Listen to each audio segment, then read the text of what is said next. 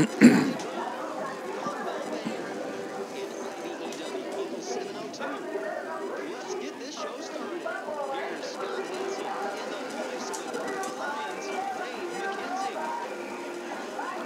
good evening, everybody. It's Dave McKenzie along with Scott Hudson. We are at Carterville High School tonight. Game 7 of the 2017 football season. Scott Hudson and the Carterville Lions getting ready to take on the Sparta Bulldogs here this evening. As the season, can you believe we're 2/3 of the season done? And we got Sparta tonight, Pinckneyville next week, and we wrap things up with Massac County in 3 weeks. Yeah, it's hard to believe that this is week 7, 2 games left, both of them on the road, as you said. This is a big game tonight for the Lions, especially it being senior night. And, you know, I remember when my son played, you know, you never want to lose your homecoming game and you never want to lose senior night. So Carterville took care of that last week as far as homecoming. Now they play a Sparta team that's only got 1 win, but they've got some very talented kids on this team. Sparta's always good in the track program, hasn't been real good in the football program, but this is a game that Carterville needs to win to keep that winning streak going. Absolutely, and you know, when you talk to Coach Dennis Drust, basically what he wants to say is take care of business. Go out, beat your man, don't get hurt. Let's get in, get out, and be done with this game. And that's their goal for the next 3 weeks as the season works its way down. This Lions broadcast is brought to you by the Bank of Carbondale's Carterville Banking Center. The Bank of Carbondale, they offer a variety of business and personal banking services, including checking accounts, online banking, and mobile banking. For more information, stop by the Carterville Banking Center or visit their website at tboc.com, member FDIC, equal housing lender. With it being the last home game of the 2017 season for these Lions, that means it is senior night here this evening, and we're starting to see some of the upperclassmen in the final year of their high school careers. Right now, the band is walking out there.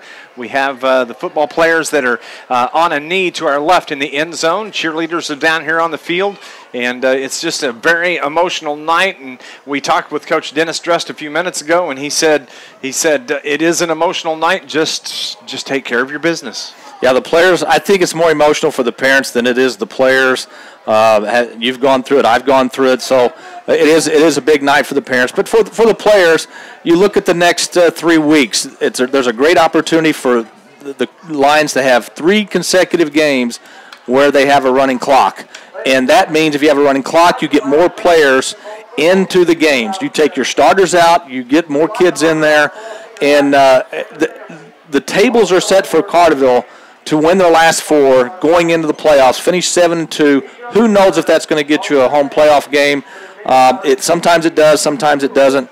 But I think it's a golden opportunity for the Lions. If they take care of business, it'll really set them up going into the playoffs. Absolutely, and you know, there's some players that are nursing some injuries that are a little bit sore. Hopefully, if you're a Carterville Lions fan, Carterville will get that running clock fired up tonight, midway through or toward the end of the first half, maybe the beginning of the second half, and get some of these underclassmen onto the field, get them some valuable game experience, get some rest for your starters, and it's an important game no matter how you look at it. And don't underestimate these Sparta Bulldogs, because they are a very athletic, talented ball team.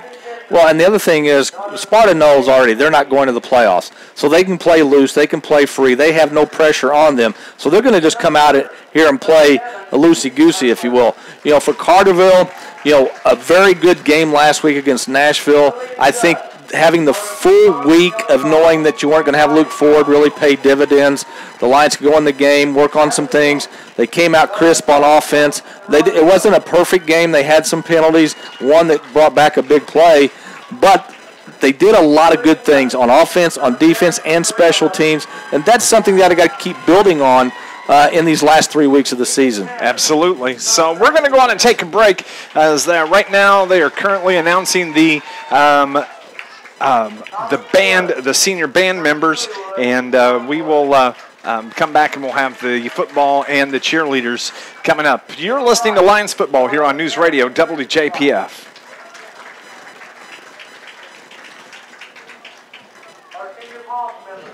Definitely, to me, Dave, it seems like your night is bad and Scott's is Switch headphones if you can. I'm barely hearing you.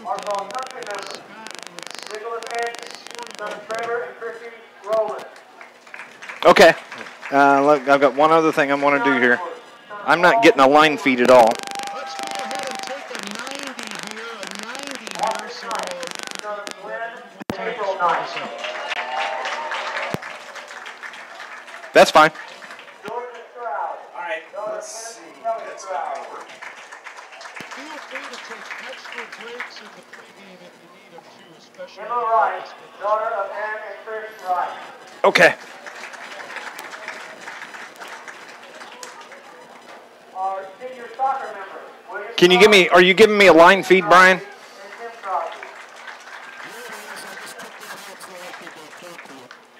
All right, we should be better. Avery Ray, daughter of Tim and Valerie Ray.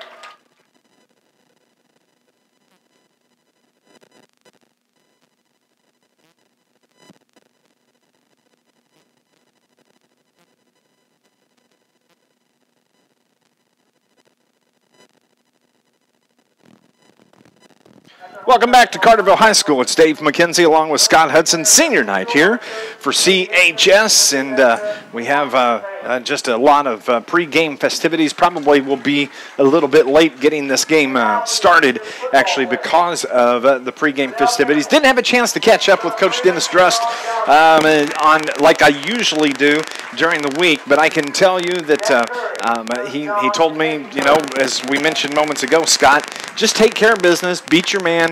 Let's you know, go out there, get this game over with, keep everybody as healthy as we can, and look forward to the last two games of the season. Yeah, well, I've always said start fast, finish strong, and if Carterville can do that like they did against Nashville, then I think they'll be okay. And as you said, you know, you want to get a lot of players playing in these last three games to give your starters rest.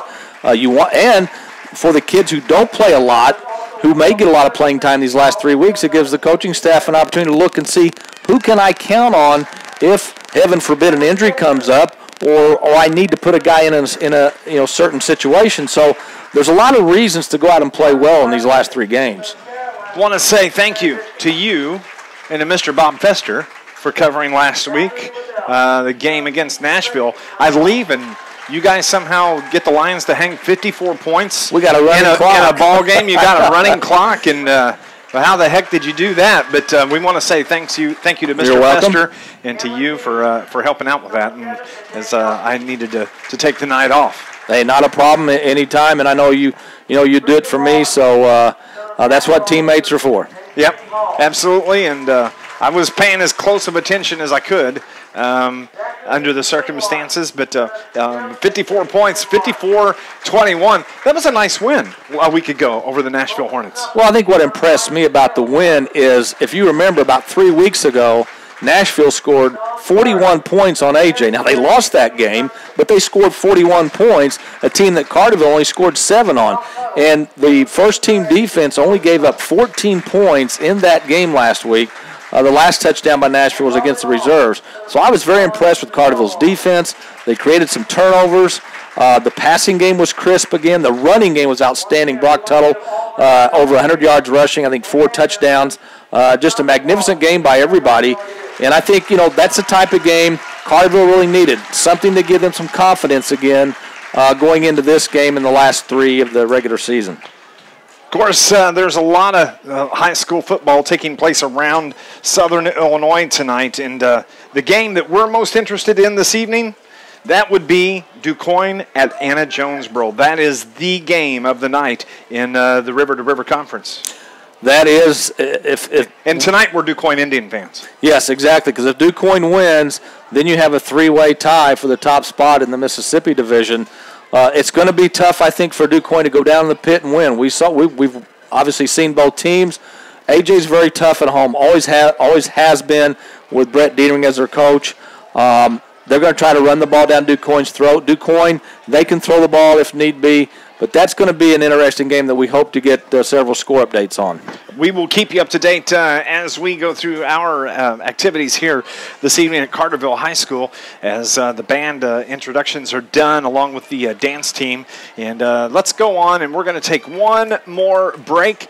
Did they announce the football players? Yes, too? they did. Well, we'll do that, and we'll run through our list of senior football players and cheerleaders. It's all coming up. You're listening to Lions Football here on News Radio WJPF.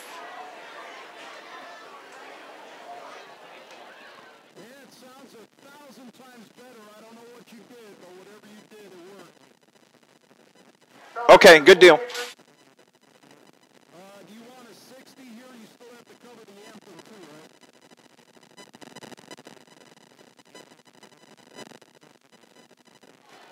right? Let's go. Can we do a 90 here? Let's go on and do 90. The players just went back into the locker room, and that'll give us just a little bit of time.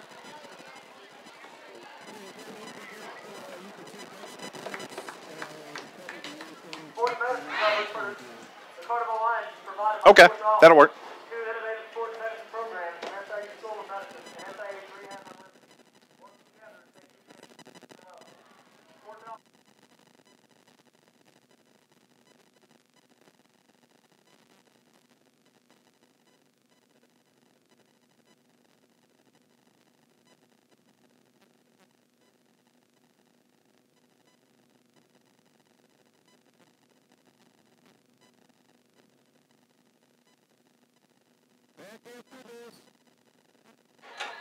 And be ready, we'll go to the anthem probably pretty quick as well.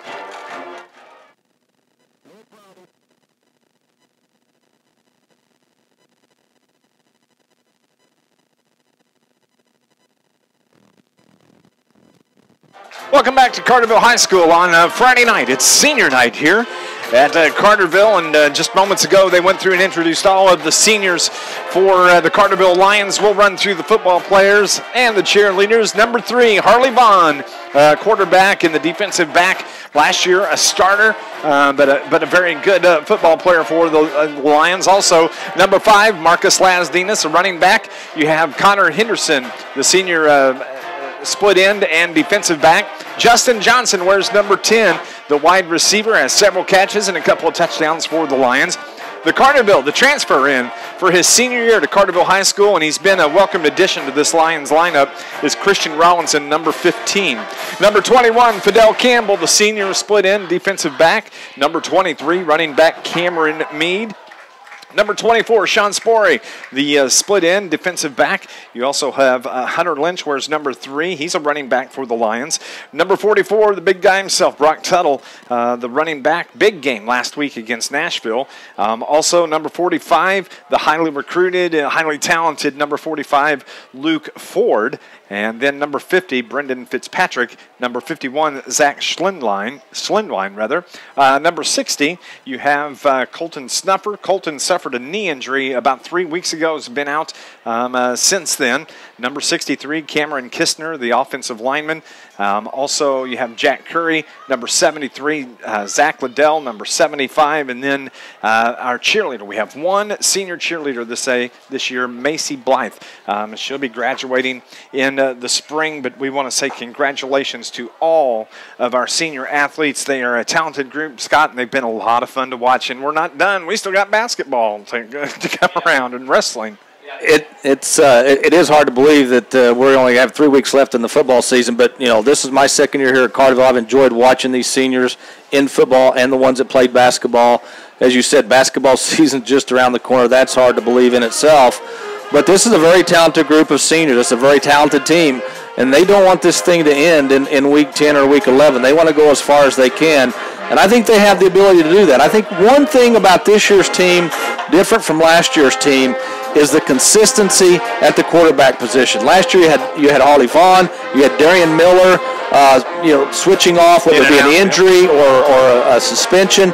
There was never that consistency. With Rollinson, I think he's been lights out considering he was coming to a new school to senior year, and the fact that he had to learn a new system. I think he's done a great job. So I think that's part of the reason why Carterville will probably finish 7-2 is because the consistency at the quarterback position. And you also have to remember, too, that Christian has kind of fought his way through an ankle injury the last couple of weeks. Last week, apparently, he was healed. It was miraculous. And you had, there's just a lot of, the Carterville schedule is set up where they play their toughest competition those first 3, 4, 5 weeks of conference play.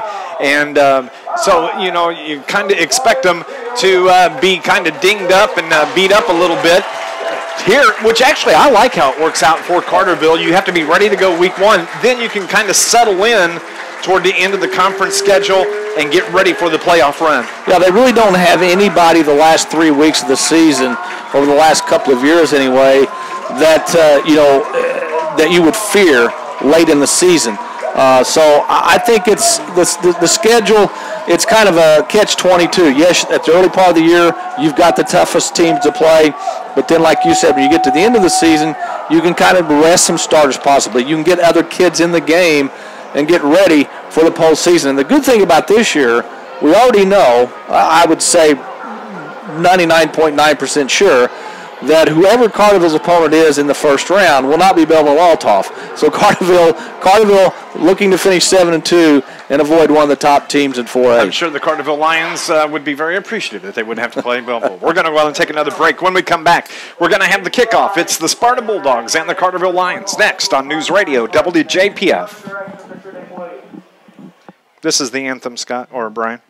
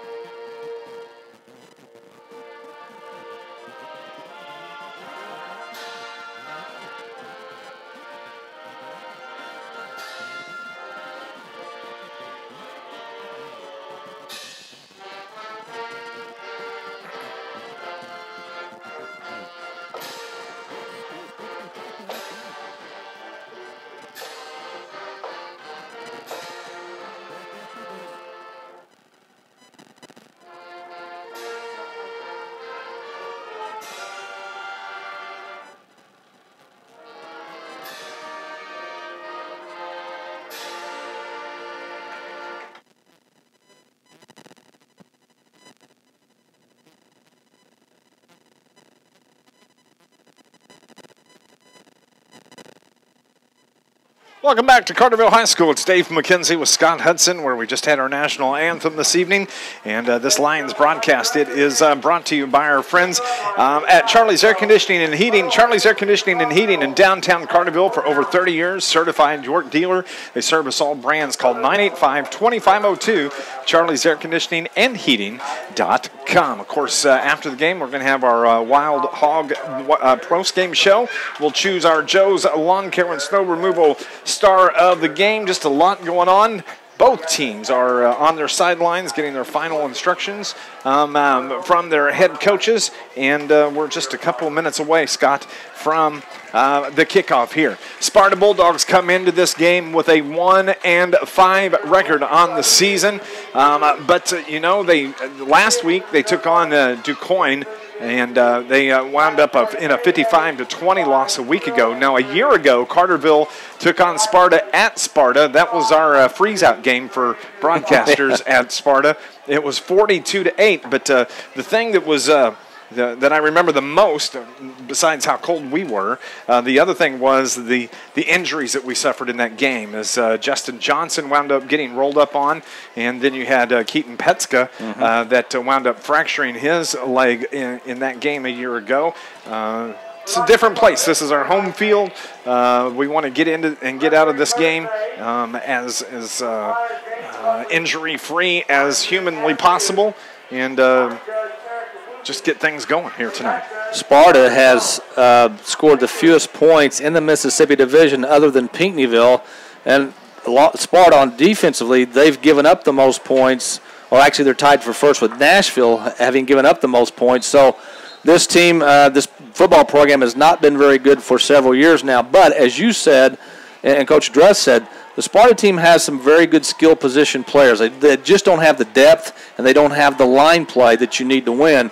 But they've got some guys that could be exciting to watch tonight. Sparta Bulldogs, they do average 18 points a game, and they average giving up 33 points a game. And the high water mark there was in their opening game when they took on Freeburg. That was a 61-18 blowout win for the Freeburg Midgets against the Sparta Bulldogs. The Bulldogs are on the field. They are in their all-white uniforms with their blue lettering, and I can tell you right now, Scott Hudson, I'm going to have an issue with numbers tonight for some reason. But the Carterville Lions getting their final words from Coach Dennis Drust, and they are making their way out. Colin Lazinski will be doing the kicking for the Lions here this evening. We're only about 3 minutes behind from what we normally are on kickoff, but we appreciate you tuning in. And also, don't forget, you can watch online. Go to YouTube, search Sparta Bulldogs at Carterville Lions Game 7. You can get the video, you can get the audio. We put it all together for you in one easy package, and we appreciate you tuning in to Lions Sports here on News Radio WJPF Senior Night for the Carterville Lions. Colin Lazinski has it teed up at the 40-yard line, and we are underway. It's a low squib kick on the ground. It's taken by Connors, Austin Connors. He's out across the 30, gets across the 35, gets to the outside, and he's gone. Nobody's going to catch him. Across the 40, the 30, to the 20, 10, 5, touchdown. Opening kickoff touchdown for the Sparta Bulldogs, 6-0. 13 seconds into the ball game. Not the start the Lions wanted. I don't think the return man was ever touched. He wasn't. He got the ball at about the 16-yard line on a good bounce, cut to his right, and once he got to the hash mark, he just cut it to the near sideline, and he was gone. I mean, he's got some speed, and Sparta is opening some eyebrows, at least early in this game. 13 seconds into the game, an 80-yard touchdown run for Austin Connors, the senior wide receiver defensive back for the Sparta Bulldogs. As you said, Scott, was not touched at all. He made that look way too – he may have to go take a breather. Well, I'm telling you, he if he's not – I'm guessing – that he's probably a track athlete with that kind of speed. He was quick. I'd like to know what the time on that. Well, yeah. 13 seconds, but football time. The two-point conversion is no good on the pass to the corner is Kaisha Banda. He throws it to the right corner. It's no good. It hits the ground. 6-0. 13 seconds into the first quarter. It's Lions football on News Radio WJPF.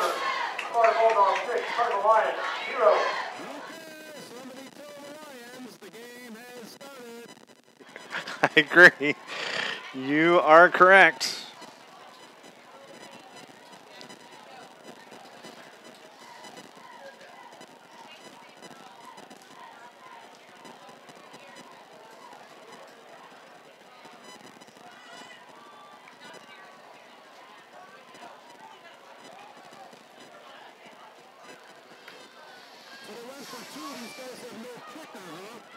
Apparently.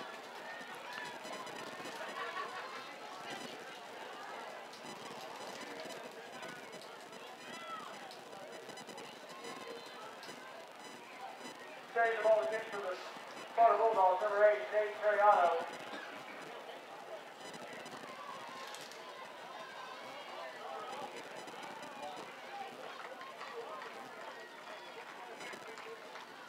Hey, everybody. We're back at Carterville. It's Dave McKenzie with Scott Hudson on a Friday night. Austin Connors, an 80-yard TD run on the opening kickoff for the Sparta Bulldogs. It is 6-0.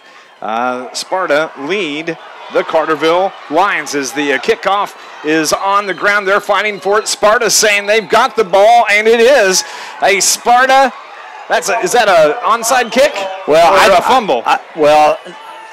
The kicker kicked it hard, so I don't think he was trying for an onside kick. I just think that he was trying to kick the ball as hard as he could to go downfield, and it hit one of the one of the linemen at about the 50-yard line, and the Carterville lineman could not come up with it, and so Sparta has the ball again at Carterville's 45-yard line. 11:46 on the clock. as Sparta has the football. They put pressure on the quarterback, that is Bounda, and he's run out of bounds. He loses about 6 yards, it looks like, and nice job defensively. Carterville needs to wake up here very, very soon. Yeah, Lasdinas and Petska ran him out of bounds. There's also a penalty flag on the play. I'm guessing where it was thrown, it's going to be against Sparta. Probably a hold. Nope, block in the back, Yep. according to the officials. 11:41 now. It's going to bring up, it's declined as it was a loss of about 7 yards to be exact, on the Sparta Bulldog. It's bringing up 2nd down and 17. Ball rest at their own 48-yard line. Bounda in the backfield has one running back with him. That's Ethan Evans to his left. Bounda takes a snap, rolls to his left, throws to his left, and a man wide open. And that is brought down inside the Carterville 20 to about the 18-yard line, as that is Dylan Moore on the outside that was beat deep. He was able to bring that man down, but man, Sparta Bulldogs, where's this coming from? Nobody expected this start by Sparta. That's one of the few plays this year that I've seen Carterville's defensive backs get beat badly on. There was nobody over on that far sideline, and luckily they were able to run the wide receiver down and keep him out of the end zone. Shabandi has one running back in the backfield with him, puts a man in motion. That is Williams. It's the pitch to Williams, the jet back, and he's wrapped up right at the line of scrimmage. Little to no gain for the Sparta Bulldogs, bringing up 2nd down now for the Bulldogs. Yeah, the Lions have been punched right in the mouth right out of the gates, so let's see how they respond. Well, and the defensive ends cracked down inside on that long pass. They were both way out of position on both sides of the ball, but fortunately, Dylan Moore was able to catch up to him and bring him down. A loss of 1. It's 2nd and 11 from the 19. Bounda takes the snap, rolls to his right. He's looking to throws it to the right corner deep. Man wide open, but he throws it out of bounds. It's going to bring up 3rd down and long, as it was Austin Connors that was the intended receiver on that pass from Bounda. Yeah, he never gave his receiver a chance to catch the ball. You know, once you throw to the corner of the end zone, make it a jump ball if you have to, but don't just throw it out of bounds, because you have obviously no chance of making a completion. This Lions broadcasts brought to you by the City of Carterville. Mayor Brad Robinson, the entire City of Carterville, proud sponsors and supporters of your Carterville Lions. Definitely shocked the crowd here this evening, didn't it? It woke them up. Williams is in motion. Bounda gives it to his running back. That is Ethan Evans, who's wrapped up. Again, no gain, actually maybe a loss of 1 for the Bulldogs. It's going to bring up 4th down for Sparta. 4th down, obviously Sparta's going to go for it here. Look for Banda to roll out to his left or right like he has on a couple of plays. And Carterville's, again, we talk about Sparta's skill position players. They've got some speed. Carterville's defensive back's going to have to be on their toes. Coach Druss said that they had some talented players. They are actually going to kick the field goal, as I believe that is Nate Mariotto, who's the kicker, on to the field. He's a lefty, apparently. 9:48 on the clock. This is going to be a 35-yard field goal. There's the snap. The kick is no good as it bounces through the back of the end zone. So Carterville is going to take over right there with 9:39 on the clock. And Carterville, lucky. This is not a 12-0 lead with less than 3 minutes gone in the first quarter. Yeah, they are. And Carterville's offense really needs to come out here and just march down the field and score and get that momentum back, because Sparta right now, again, as I said in the pregame, Sparta, there's no pressure on them at all. Exactly. They're not going to make the playoffs. The kids that are playing at Sparta play football because they love the game. And Coach Rob Kirk, they've been playing back. They were a young team, for the last couple of years now. They've got some senior leadership as Rollinson gives the ball to Lasdinas. Apparently is going to be a motion on Carterville as they blow the play dead. That's going to back them up a few yards. As the official says, illegal motion against the boys in blue. Carterville in their all blue uniforms with the orange lettering. And they're going to back up 5 yards, so it's going to be first down and 15 from their own 15. Rollinson has Brock Tuttle, Marcus Lasdinas left and right in the backfield. And he gives it to Tuttle off the right side. He's across the 20 out to about right there is where he stopped and thrown back. It's going to be a gain of close to 5 yards. Going to bring up second down and 10 for Carterville. Yeah, it gets back to the original line of scrimmage. Tuttle had a big game running the ball last week. I would expect Coach Dress to continue the running game. I know he wants to get that going. The running game has been very inconsistent this year. Second down and 8. That was a gain of 7. The ball rests at the 22-yard line. As the ball is snapped over Rollinson's head, he's able to corral it in. Now nobody on the right side. He's across the 30 out to about the 35, and he's knocked down right there. Nice job, Christian Rollinson, making something out of nothing. Bought a terrible snap, but Carterville has a first down. Rollinson has to lead Southern Illinois in making yards out of nothing. It's amazing how he gets out of pressure, he gets out of trouble, and picks up big yards. Well, and when you're healthy, you can do that. Now, at Anna Jonesboro, that ankle was dinged up. He wasn't able to do that, and it cost the Lions in that game. Rollinson from the shotgun takes a snap. He's looking to throw. Officials blow the play dead once again on the far side. That's a motion on Carterville. And they're going to back him up 5 offside on Carterville. Now, that's even worse than illegal procedure because you lined up offsides. Yep. You know, that'll drive a coach crazy. Yep. Actually, they marked it off against Sparta. Yeah, there. That makes more sense. Offside. Well, yeah, the official pointed towards Carterville. He did. So it's going to be first down and 5 for the Lions. The ball is at the 41 of Carterville. Rollinson looks to throw, feels some pressure, jumps up into the pocket. Now he's trying to make some yardage across the 40, the 45, midfield at the 50, the 45 of Sparta across the 40, and he fights his way down inside the 30-yard line. That's what the Carterville Lions needed. Christian Rollinson provides the spark. Another play where it's a broken play, but Rollinson makes something out of it for a big gain. I thought once Rollinson got to about the Sparta 35, he'd just run out of bounds. Instead, he stayed in bounds, lowered his shoulder, and got inside the 30. Nice run. 8:14 on the clock. First and 10 from the 28. We have a timeout. Sparta Bulldogs will take a break as well. It's 6-0 Sparta. Carterville Lions football on News Radio WJPF. Let's just go 30 here, Brian.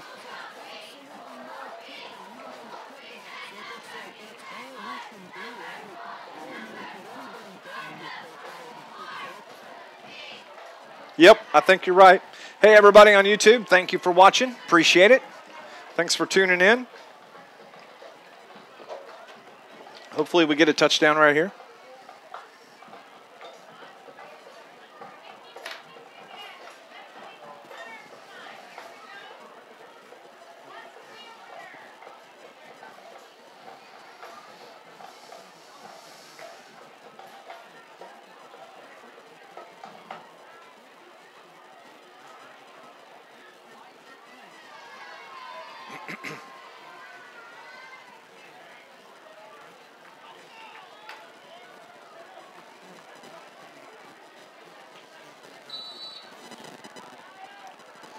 Carterville Lions with the football here on Friday night. Scott Hudson, Carterville has it at the 28. Rollinson from the shotgun takes the snap and wants to throw, throws it deep down the middle. Got a man wide open. That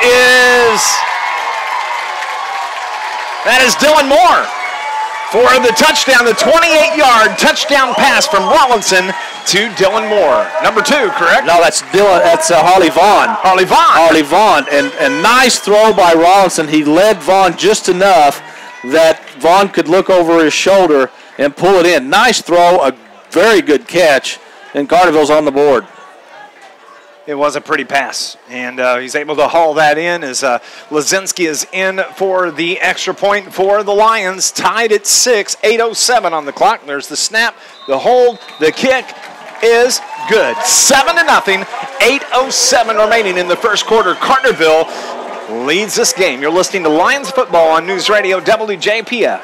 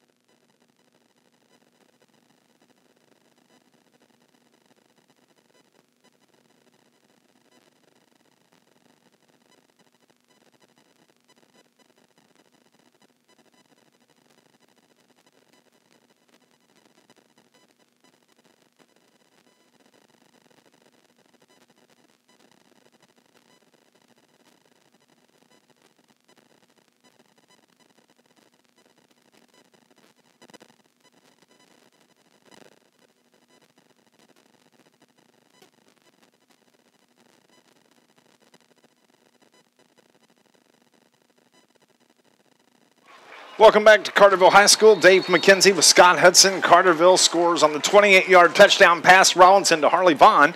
And Lazinski kicks it into the Sparta end zone. It's a touchback for the Bulldogs. They're going to start 1st and 10 from their own 20. This Lions broadcast, it is brought to you this evening by the Bank of Carbondale's Carterville Banking Center. The Bank of Carbondale, proud to be a locally owned and operated community bank. Stop by, visit their friendly and professional staff at Carterville Banking Center, 200 West Plaza Drive, member FDIC, equal housing lender. Carterville's offense, first possession, to go down and score. That's what you want to see.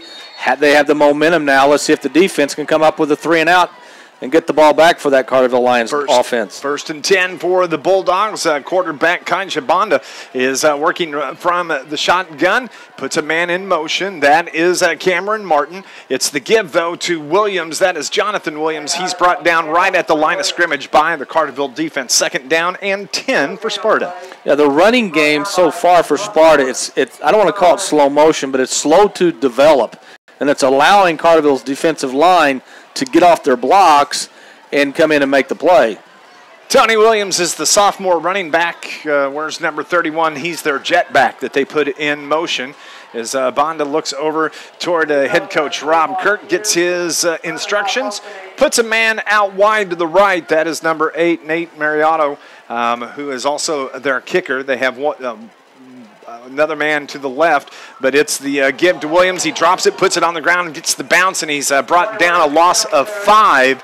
It's going to bring up 3rd down and about 15 for Sparta. They tried to run a reverse. Again, a slow developing play, and Sparta is going to have 3rd and long deep in their own territory. Looks like Carterville's kind of settled down now. Yeah. They gave up the opening of the 80-yard touchdown run by Connors.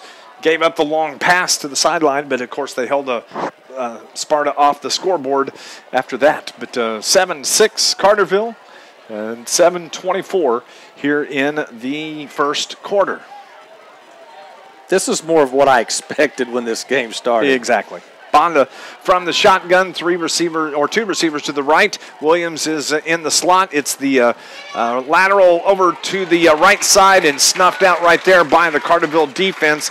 Believe that is Colin Lazinski in on the tackle. 4th down for Sparta. And also Cameron Meade, who did a good job to recognize that pass out to the flat.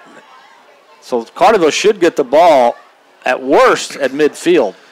As that is Harley Vaughn and I believe Justin Johnson standing at the 50-yard line, or they take a couple steps back on the Carterville side of the 50. As there's 7 seconds remaining on the play clock. Carterville's going after him. They're trying to get it. He gets the kick away. It hits at about the 41. It's taken by Justin Johnson off the left side. It brings it out to the near sideline. 3-4 Sparta Bulldogs, and there's a flag thrown in. Maybe a face mask, so Carterville should wind up with the ball at about the 15 or the 20-yard line, rather. Yeah, not a very good punt. Johnson got it on the bounce and came to the near sideline. Tried to follow his blockers, but was still able to pick up good yards, and they're going to mark it off. Well, still no call. We're going to wait and see what the official. Personal foul, face mask. You saw it correctly. Sparta. Personal foul is called. Face mask against the Bulldogs. So they're probably going to mark it at about the 21-yard line. 22. Dadgummit, missed it by 1 yard. That close. 1 yard. Missed it. I still think I'm still impressed by that you got it within a yard of where it was going to be placed. So I'll give you kudos. 6-7. That was a lucky guess. 6-17. Carterville with the football. Rollinson talking to the head official here this evening. Now they get the go-ahead. And we have a whistle from the near side as the wrong. See, a lot of people may not know, but each team gets to play with their own football. Mm-hmm. And Sparta football was on the field. Carterville has the chance to put their football out there. It's the non-Tom Brady rule. And they are inflated properly here at high school football. Yes, they are. Rollinson works from the shotgun, puts Lasdinas in motion. Going to pitch it to Lasdinas out across the 25, across the 20. Spins his way down toward the stick, down inside the 10, fights his way to the 6. What a nice run from Marcus Lasdinas. Well, he just kept his legs churning and his feet moving. He broke the tackle of Kerry Harris, who looked like he had him wrapped up after about a 2, maybe 3-yard gain, but Lasdinas just kept motoring, and Carterville's got first and goal from about the 8. First and goal from the 8 for the Lions as Rollinson has everybody to the right side and one lone man on the left, and that is Fidel Campbell. It's Rollinson. He keeps it. Touchdown, Carterville Lions. No, they're going to say his knee. His knee. That's why I kind of paused there, as and he's hurt that ankle again. I believe that's Rollinson on the ground. Trainer Mike Stroud makes his way out to where Christian Rollinson is on the turf lane at the 2-yard line. We are going to go on and take a break. 7-6, Carterville over Sparta. You're listening to Lions football here on News Radio WJPF.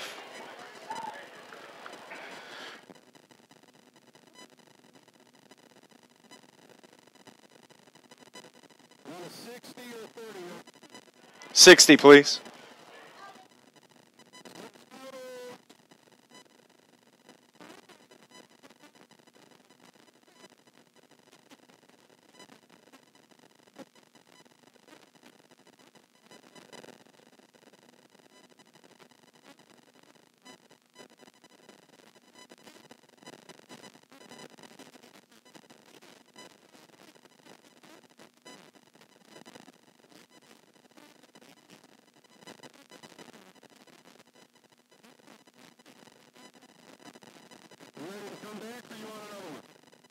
No, bring it back.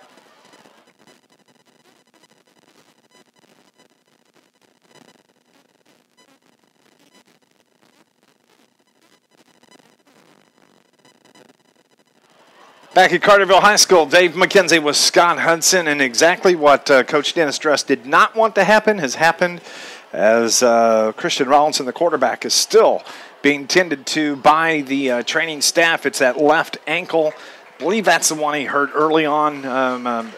What was the game prior to AJ? That would have been DuQuoin. And he's being carried off. He's not putting any pressure at all, and that does not look good.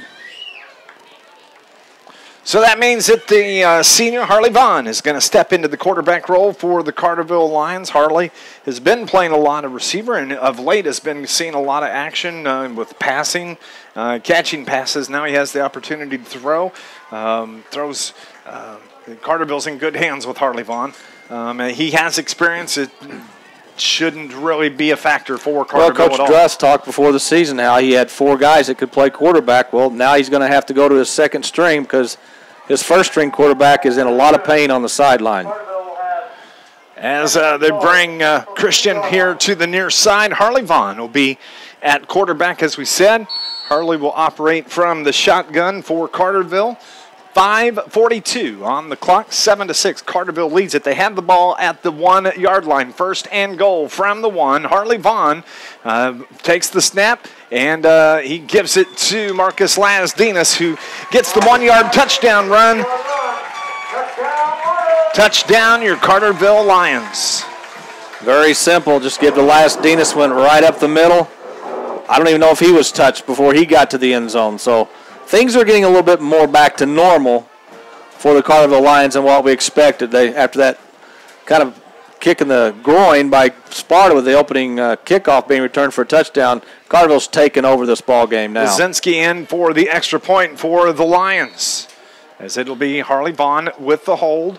He gets the snap, gets it down, and is a little late getting the snap down. And the extra point is no good, so it's 13-6. Carterville leads it with 5:31 here in the first quarter. We'll take another break. It's Lions football here on News Radio WJPF. Just a 30 here, Brian, just a 30. They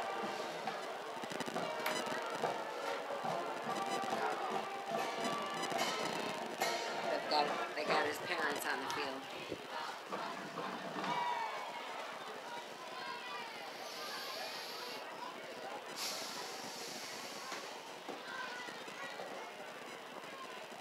Make this a 60. No, we'll keep it 30. Keep it 30.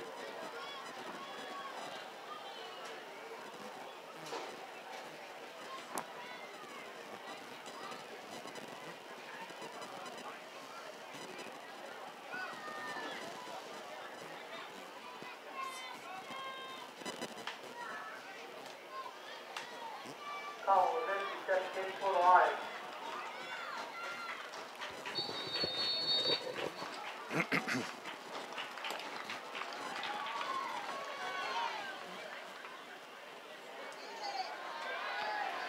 Back at Carterville, the kickoff from the Carterville Lions to the Sparta Bulldogs. It's taken by, I believe that is Dion Clark, the return man for the Bulldogs. They've got it out to about the 35-yard line, 1st and 10 for the Sparta Bulldogs.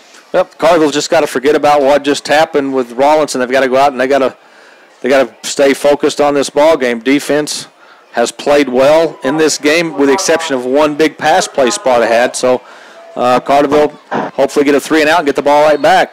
If you missed it, Christian Rawlinson trying to carry in for a touchdown and was brought down short, and he was wrapped around the ankle and apparently got his ankle caught up under him, and he's being treated right now as Sparta. They give it to Williams. He's out across the 30. The jet back falls forward to about the 33-yard line. But anyway, it appears to be Rawlinson's left ankle, and training staff are down there with him. They're bringing an ambulance out now, so that's not good news. Well, it is Harley Vaughn who is going to captain this team now for the Lions. 2nd down and 10 from the 34-yard line for the Bulldogs. Bonda has 2 receivers to the left, 1 to the right, has 1 running back in the backfield. That is Evans, and the ball hits the ground, gives it to Evans. He crossed the 40, the 50. He's gone. Touchdown. It's going to be a 30. So it's going to be from the 34. Big touchdown run for number 7, Ethan Evans. That is going to be a 66-yard touchdown run for Ethan Evans for the Bulldogs. Right up the middle. Sparta has some speed. They've got guys that can take it to the house. And they've had 2 big plays in this game, and they're an extra point away from tying it at 13. Can't have that. No. Can't have that. That's something we haven't. Carterville has not given up. Even in their losses to Heron and AJ, haven't really given up long running plays or long passing plays.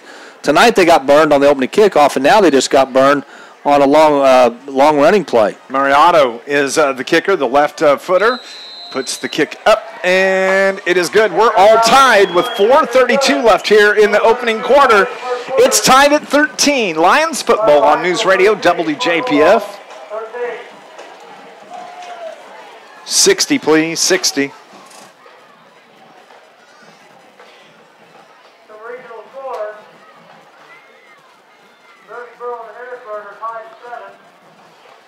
Carmine's leading Texas 12-0. Heron ahead of West Frankfort 14-0. Tuscaloosa won't go Woodlawn is ahead of Hamilton County 34-0. And AJ is currently leading 2 points, 19-14 at the end of their first quarter. Victor's ahead of Massac 15-7.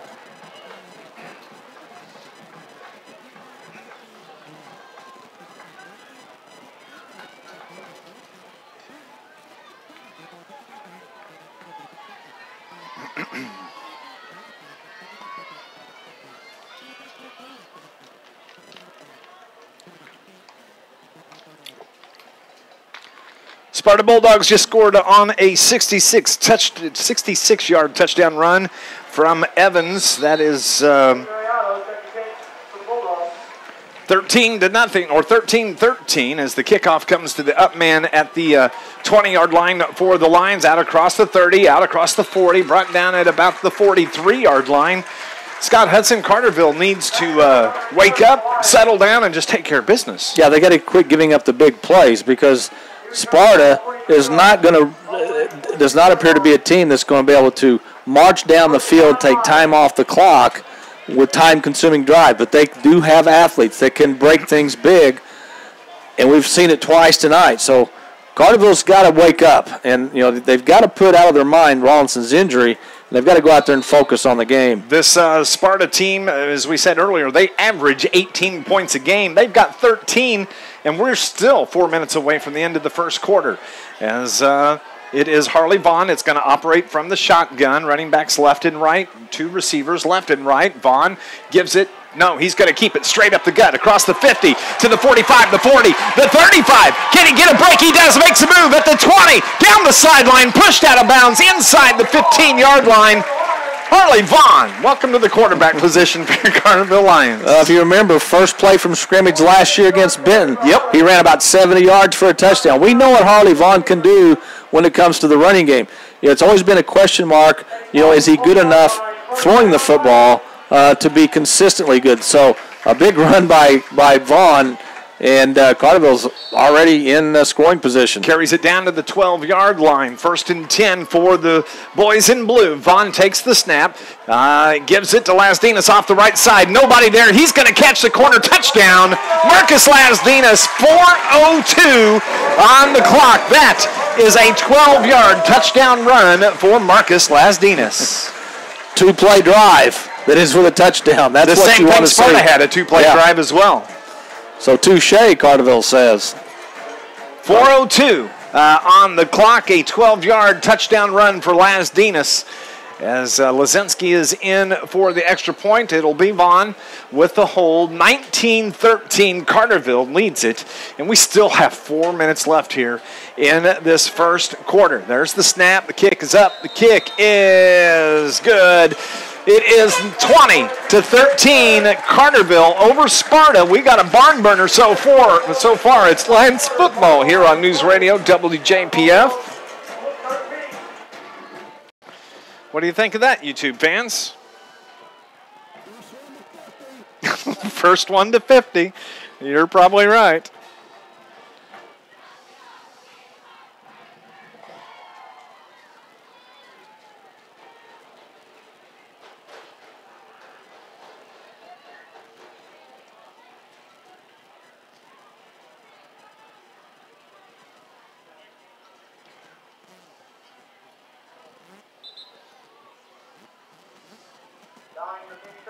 Carterville Street, second to Carterville Crazy.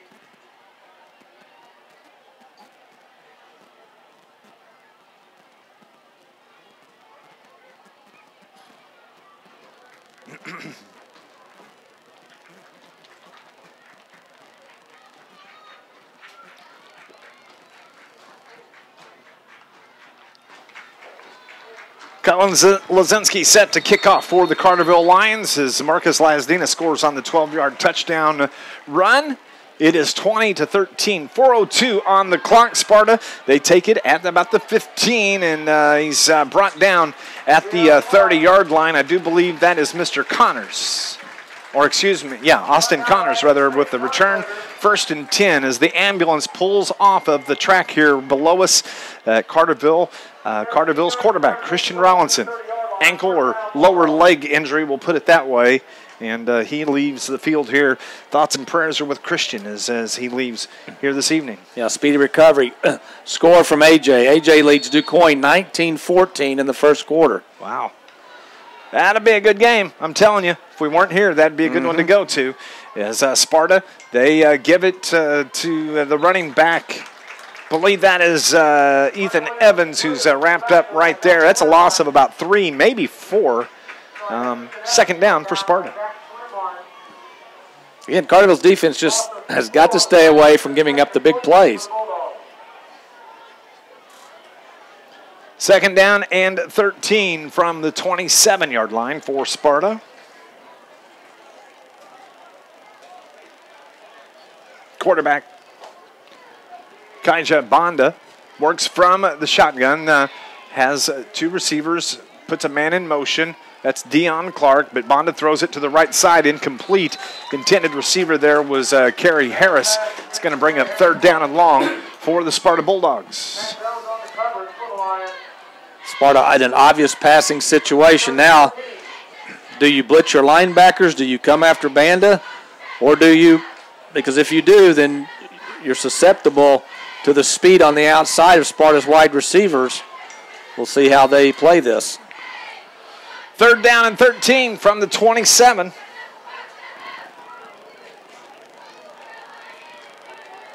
As Bonda waits for the snap, takes it, has pressure, slides to his left, fakes the pass, has to back up. He's pushed out of bounds, doesn't get anything. Actually lost another about 3 or 4 yards. It's going to force a 4th down. Nice job defensively for the Lions. 4 Sparta Bulldog receivers were anywhere from 15 to 30 yards downfield, and Carterville had a guy right on them, and Banda had nowhere to go with the throw, and he ended up going out of bounds. 4th and 16 from the 24. Deep for the Lions, Harley Vaughn and number 10, Justin Johnson, the 2 seniors, standing at about the 35-yard line for the Carterville Lions. As Sparta is forced to punt. Snap is good. The kick is good. It's across the 50. It's taken by Harley Vaughn at about the 41. Across midfield. Takes it across the 40. Runs into one man. Slide. Tries to get to the outside.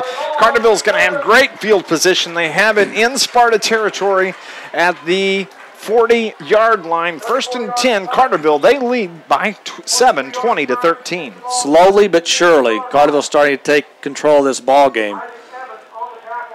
Defense with a nice 3 and out. Carterville has scored on every possession that they've had. Looking to add more points starting at Sparta's 40-yard line. That's where the ball rests, on the far hash mark. On the right side, Justin Johnson spreads right in the backfield with Vaughn. Is Brock Tuttle and Marcus Lasdinas, 2 receivers to the left. Vaughn takes the snap. Ball's on the ground. It's kicked. Lasdinas gets it back. He's fortunate as he falls on it. Actually picks up about 4 yards. It's going to bring up 2nd down and 6 for Carterville. Yeah, that was Brock Tuttle, and I don't know if it was a bad exchange from Vaughn to Tuttle, but the ball went forward, and it bounced right up to Tuttle, and he was able to fall on it. So a lucky break for the Lions. I think I said Lasdinas, didn't I? Yes. But it was number 44. They're both in the backfield. They are. You had a 50-50 shot. I missed it. Harley Vaughn from the shotgun. High snap, takes it, gives it to Lasdinas. There he is off the right side across the 30. Fights his way inside the 30. Brought down at about the 28-yard line. That's enough for a Carterville 1st down. Good hard running by Lasdinas. Broke a couple of tackles, got inside the 30, another 1st down for Carterville. They have it at the 28-yard line of Sparta as we have 2:05 on the clock. And Carterville has that 7-point lead. A rough start as Sparta takes the opening kickoff. 80 yards on the touchdown by Austin Connors. Harley Vaughn takes the snap. He gives it to Tuttle. He's wrapped up. Nice job defensively by 61 and 52 of the Sparta Bulldogs. That is Clayton Sheldon and Isaac Evans on the stop. Clayton Sheldon, one of their linebackers, Coach Druss told us before the game, he was probably the best linebacker they will face this year, at least in the regular season. 2nd down and 10 from the 28-yard line for the Lions. Working from right to left. It's the snap to Vaughn. Gives it to Lasdinas across the 25, across the 20. That's where he's brought down. He's going to be about a yard, maybe 2 yards short of a 1st down. I'll say probably a gain of 8. And you look at the Sparta sideline. They do not have a lot of players. Their numbers are down. They don't have a lot of depth, obviously. So this is where maybe the Carterville offense can wear this defense down a little bit and take control of this game going into the 2nd quarter. Updating one score, Marion leads Centralia 14-7. That is in the 2nd quarter. It's 20-13, under a minute left here in the opening quarter, as it is the give to Brock Tuttle off the left side, spun down at the 10-yard line, and that is going to be enough for a Carterville 1st down. Well, Carterville's offensive line doing a great job of opening up holes for whether it was Rawlinson when he was in there, Harley Vaughn, Lasdinas, Tuttle.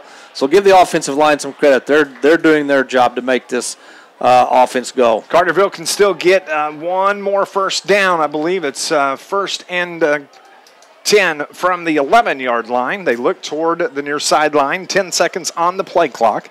Harley Vaughn is the quarterback for the Lions, replacing the injured Christian Rollinson. Looks to throw, pulls it down. He's going to run and runs along the 15, throws it out right side, incomplete. And nice job by Vaughn just throwing that one away. Yeah, he made the right decision to throw the ball away, but he was a little indecisive on whether he wanted to run the ball or throw the ball. It looked like he had room to run up the middle, but he tried to extend the play by running to the outside and hopefully finding a receiver to pop open, which didn't happen. But he did do the right thing at that point, throw the ball away and live for another play. So it's second down and 10 from the 11-yard line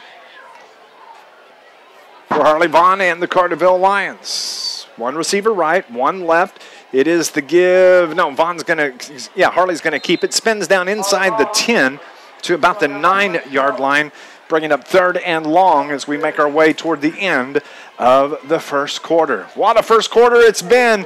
It is 20-13. Carterville with the 7-point lead. That's the end of the first quarter. We're heading to the second. Lions football here on News Radio WJPF.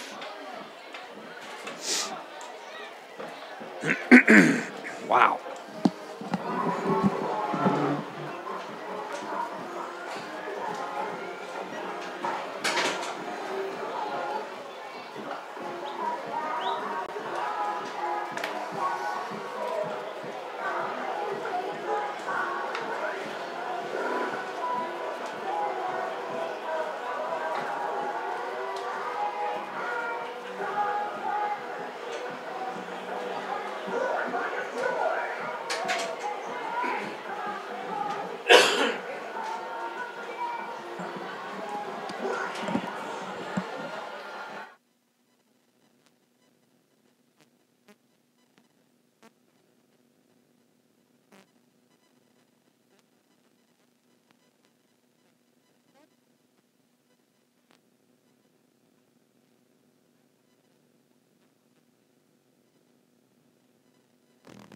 Welcome back to Carterville High School.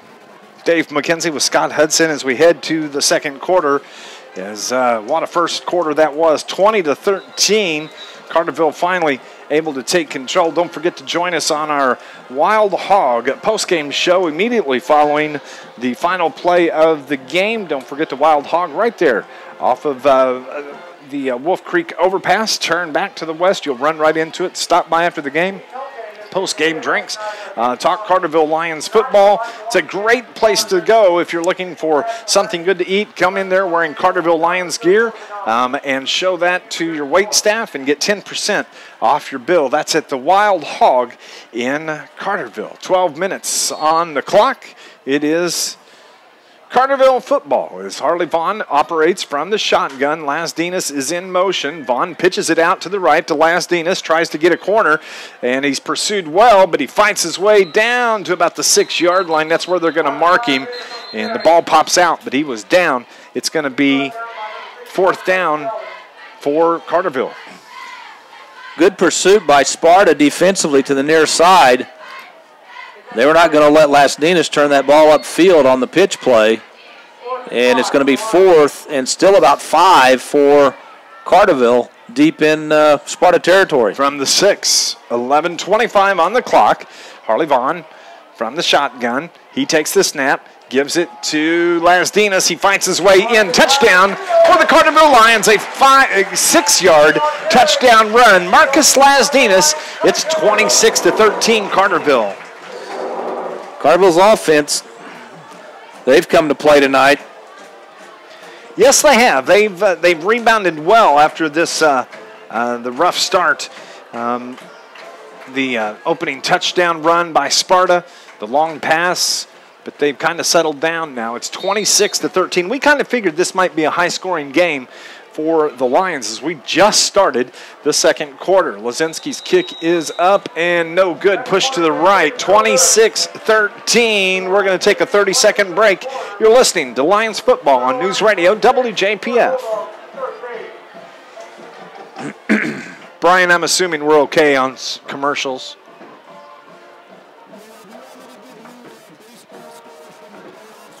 Yes, please.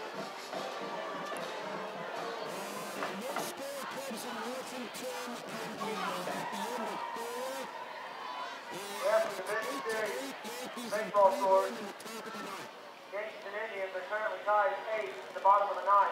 And the Thank you. Nationals are currently 0-0 in the fifth. Back at Carterville, it's Dave McKenzie with Scott Hudson. Give you a couple updates on baseball scores. The Cubs and Washington, no score in the fourth. And how about the Yankees and the Indians tied at 8 in the ninth inning? How about that? Yeah, a lot of people think that the Indians will be one of the teams in the World Series, but the Yankees had a big lead in that game, and obviously the Indians have come back. And, of course, a lot of Cub fans in this area, they're watching that game with a lot of interest. Yes, they are. As Carterville just scored on the 6-yard touchdown run from Marcus Lazdinas. Lazinski has it teed up at the 40-yard line, and Carterville is set to kick off again as the kick goes out of the back of the end zone, and it's going to be a touchback, 1st and 10 from the 20 for the Bulldogs. Well, let's see if Carterville's defense can get another 3 and out here and start to put this game away. I know it's still second quarter, and Sparta's got some skill position players that can break it on any play, but I think Carterville's getting real close to breaking Sparta's will. Sparta thought that they might have a shot early in this game. I think Carterville's defense is playing well enough that maybe they're going to take that thought out of the Bulldogs' mind. I think you're right. 1st and 10 from the 20. Sparta has the football, as it is Bonda from the shotgun. Puts a man in motion, his jet back, and we have, I believe that may be a motion penalty on the Bulldogs. Going to back him up about 5 more yards. And my hat's off to the Sparta Bulldogs players and their program. You know, this is a program that hasn't been in the playoffs in a long, long time. These kids come out every year. They go through the off-season training. They go through the practices. They know probably in the back of their mind they're probably not going to make the playoffs, but yet they come out and play hard, practice hard, and they do it for the love of the game. So I salute kids like that. That'll do that. It was a illegal motion, puts the ball back at the 15, so it's going to be 2nd and 15 from the 15. And, this is a team, you're exactly right. Years ago, they were a playoff contender every year. I can remember back when I was going to DuQuoin games all the time, and it was always a good Sparta DuQuoin game. Always tough as Bonda rolls out. He's got pressure. He's able to sidestep the pressure, throws it deep down the middle, has his man wide open. Austin Connors, the man that beat him earlier on a big play. He makes his way outside. One man to beat. This is going to be a 85-yard touchdown pass from Kaija Bonda to Austin Connors. Another big play given up by the Carterville defense. This one in the air again. There were 3 Sparta Bulldog receivers on the far side and only 2 Carterville defenders. And that usually does not end well, especially when you have the speed of Sparta's wide receivers. And they're back in this ball game. Wow. Can you believe that? There was 3 defenders around him when he caught the ball, and he's able to find his way off. And he, being Austin Connors, the senior wide receiver, number 2, 85 yards, Bonda to Austin Connors. As Sparta is on for the extra point. Snap is good. The kick is up, and it's good. So it is 26-20 now. Wow, cannot believe this. 26-20. Carterville with the 6-point lead. We'll take another break. Lions football here on News Radio WJPF.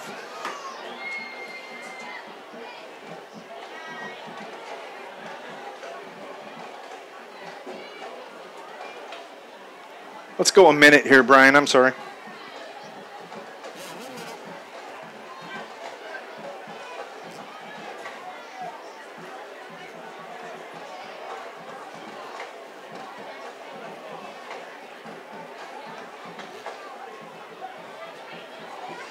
Well, this is interesting. Kind of scary, actually. It is.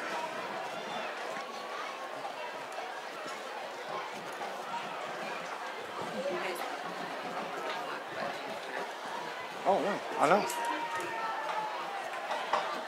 I know. What do you think about this, YouTube? Things that make you go,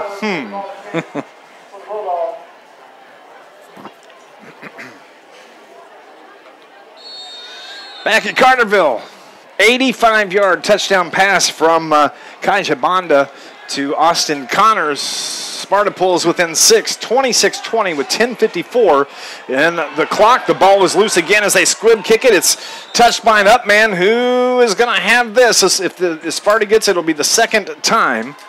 But I think Carterville's able to fall on it. And it may have been Fitzpatrick that falls on it, number 50. Carterville football, they're going to have it 1st and 10 from their own 40.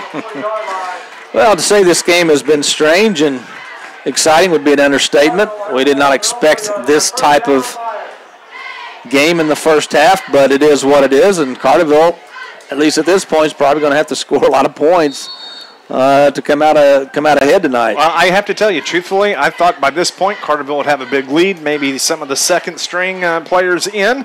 But Dennis Struss does not have that luxury right now as he's having to play his first string. Of course, earlier in the first quarter, Carterville's senior quarterback, Christian Rollinson, injured his left lower leg, and he's been taken from the field by ambulance. And, again, we're thinking about him. It's give to Brock Tuttle. He fights his way out to about the 45-yard line. That's a gain of 5, bringing up 2nd down and 5 for the Lions. Halftime, Murfreesboro leads Harrisburg 14-7. That is a game Harrisburg cannot afford to lose if they have any aspirations of getting into the playoffs. Haven't seen anything new from Anna Jonesboro. That's the game that kind of has our attention this evening, as it is Carterville with the football. It's the give to Marcus Lasdinas, who's brought down at the line of scrimmage. 3rd down now and 5 for Carterville. Yeah, not having Rawlinson in there, it doesn't take the passing game out of the equation, but it definitely puts more of an emphasis on running the ball. Harley, again, this is his first action at quarterback. I think he may have played one other series or two, but this is new for Harley this year. As Vaughn, he's going to keep it. Tries to get to the outside, looks for a lane, doesn't get it, jumps over the Carterville bench here right next to the trap. Who knew he ran hurdles? But it's going to be short of a first down for the Lions. So what does Dennis Struss do here? Scott Hudson, does he go for it on 4th and 2? I think I go for it. I mean, I think you got to put the confidence in your offense. You do not want to give Sparta the ball back because they've got confidence on the offensive side. So I would go for it, which is what Dennis Struss is going to do. 33-14, AJ over DuQuoin is the last I saw as Vaughn is going to keep it. Has had enough for a first down. He's going to have to fall forward. I don't think he got it. He's going to be short, and Sparta is going to take over inside Carterville territory, just inside the 50-yard line. Yeah, if Vaughn stays to the inside, he has the first down. But he decided to cut to the outside, and he's going to be dropped about a yard, less than a yard short of the first down, so Sparta's going to take over. And again, Hardy has not played a lot of quarterback this year. He did last year, but he's been thrown into this situation that at least this year he's not used to, and we'll just have to see how this game plays out for him and the offense. 26-20, 9:28 remaining here in this first half. It's been a long first half as there's been a lot of points thrown on the board. Had the timeout, injury timeout for Rollinson earlier, so running a little bit behind here for time-wise for the game. As it's Banda, takes the snap, low snap. Man, he just takes his time. He's pressured, and he throws it out of bounds underhanded. Nice job to get rid of it. It's going to bring up 2nd down and 10 for Sparta. Yeah, they're going to say that he was down before he threw the ball. At least that's where they're spotting it. I would question if he wasn't down. I would say that would be intentional grounding. If in the grasp, is there an in the grasp rule in high school? Well, I don't know. I don't think so. He was close to being down. Now I know. Well, we'll see what they call. I'm not for sure the high school rule on this. I know that you have to at least get it back to the line of scrimmage, and I think college and professional football. As he was wrapped up and he was falling to the ground, he kind of underhand tossed it to the Carterville sideline. He was in the grasp, But was it enough? They throw the flag, and now they're going to say that it was probably intentional grounding. It is intentional grounding on Kaija Bonda, as he was what we would say in the grasp. And I don't know if that's the official rule for high school, but if you watch football enough, you know what we're saying. So it's going to be a penalty on the Sparta Bulldogs. They're going to mark the ball at their own 37-yard line. So it's going to be second down and 24. Second and 24 from their own 37. You can't do that, is basically what we're saying. That is something that you cannot do and get away with. You can't do that. Yeah. I heard that down in Memphis a couple of weeks ago. Yes, you did. As man in motion, that is Deion Clark. But Bonda throws across the middle, finds his man. That is Williams, who's brought down short of the original line of scrimmage, probably about 4 yards short. So it's going to be third down and about 14 for the Bulldogs. Well, Dylan Moore made a great tackle in the open field. I mean, he was right there with the receiver, which is what we're used to seeing this year from Carterville's defensive backs.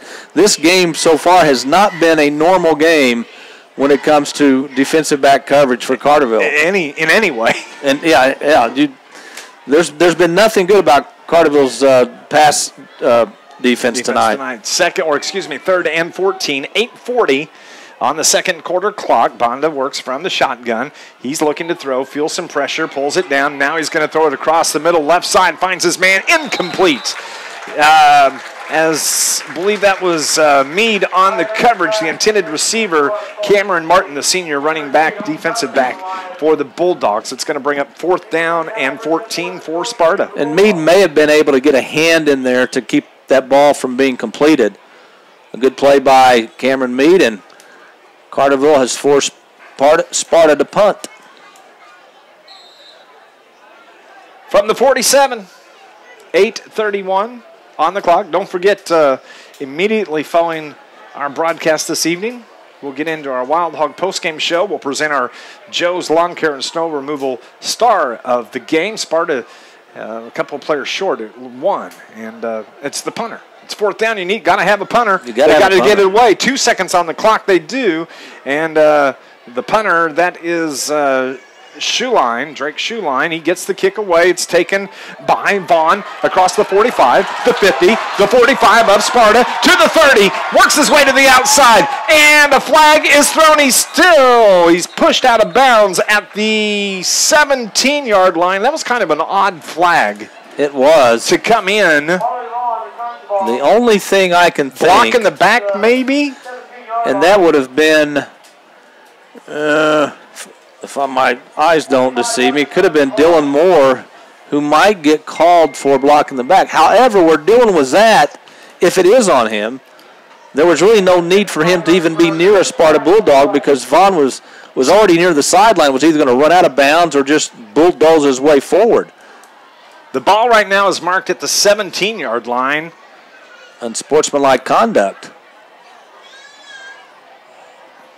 On Carterville. Has to be Carterville. They're marching it straight back. A 15-yard penalty. Unsportsmanlike. I didn't see the block. No, I didn't think there was. It just seemed odd that the flag came in where it did and when it did within the play, as it was Vaughn by himself out on that right side. But Carterville has it now with 8:18 left here in the A lot of times you'll see unsportsmanlike conduct penalties called after a play, when two players get together, push and shove. This was during the play, so my guess is somebody said the wrong words, and the official caught it. That's just a guess. I don't know, but that's kind of a strange time to see it unsportsmanlike during the play. First and 10 for the Lions from the 32. 26-20, Lions with the lead. This is a barn burner of a ball game. Unexpected, I would say by most people. As Vaughn looks to throws it right side. Justin Johnson wide open, spun down and dragged to the ground inside the 10 at the 8-yard line. Nice pass from Harley Vaughn to JJ. Well, that was. He hit Johnson in stride on a little post pattern. Johnson with a nice catch, and Carterville's inside the 10-yard line. At the 9 is officially where they're They mark that. Nice pass from Harley Vaughn to Justin Johnson. Carterville threatening here once again. Well, we have another flag. Personal foul. Roughing the passer against the Sparta Bulldogs. So they'll attack that half the distance to the goal, I would think. On top of that, first and goal in the red zone. This first half has just been kind of goofy. It's just like, hey, by the way, welcome back, Dave. This is what you get when you come back. No normal play, just goofy. Don't take off again. This is what we're going to give you every week. 8:15, as it was a personal foul, and it does tack on half the distance to the goal, which marks it at the 4-yard line now. So it's first and goal, from the 4 after the penalty for Carterville. Roughing the passer, I don't know if I said that, was the call. And I didn't see what happened. But I didn't either. I was watching the run. Clock rolls the pass, for the Lions. It's the give to Lasdinas, fights and bites and makes his way into the touchdown on one leg. Touchdown, Carterville Lions, 32-20. 8 minutes exactly left in the second quarter. A couple of spin moves by Lasdinas from the line of scrimmage into the end zone, and Carterville goes up by 12, looking to make that 13 with an extra point. And the extra points, that's one thing that's been inconsistent this year as well, is the extra point attempts. And snaps have been bad at times, holds have been bad, kicks have been bad. That's something that you hope to have worked out by week 7. You certainly hope. And they're going to go for 2. As Vaughn operates from the shotgun, looks to throw, swings it out to Brock Tuttle easily. Nobody there to cover. 2-point conversion is good. 34-20. Lions lead it. 8 minutes on the clock. You're listening to Lions football on News Radio WJPF. Sparta Bulldogs 20, Carterville Lions 34.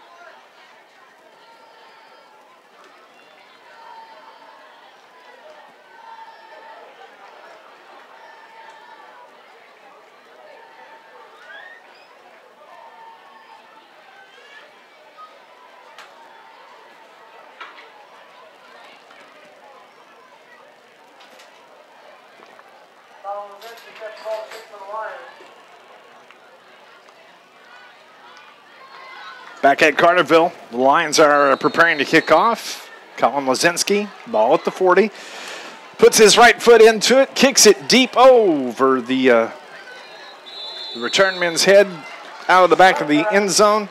And that means touchback for the Sparta Bulldogs. They'll take over first and 10 from the 20. This Lions broadcast is brought to you by Coldwell Banker Preferred Realty. They're happy to support the Carterville Lions.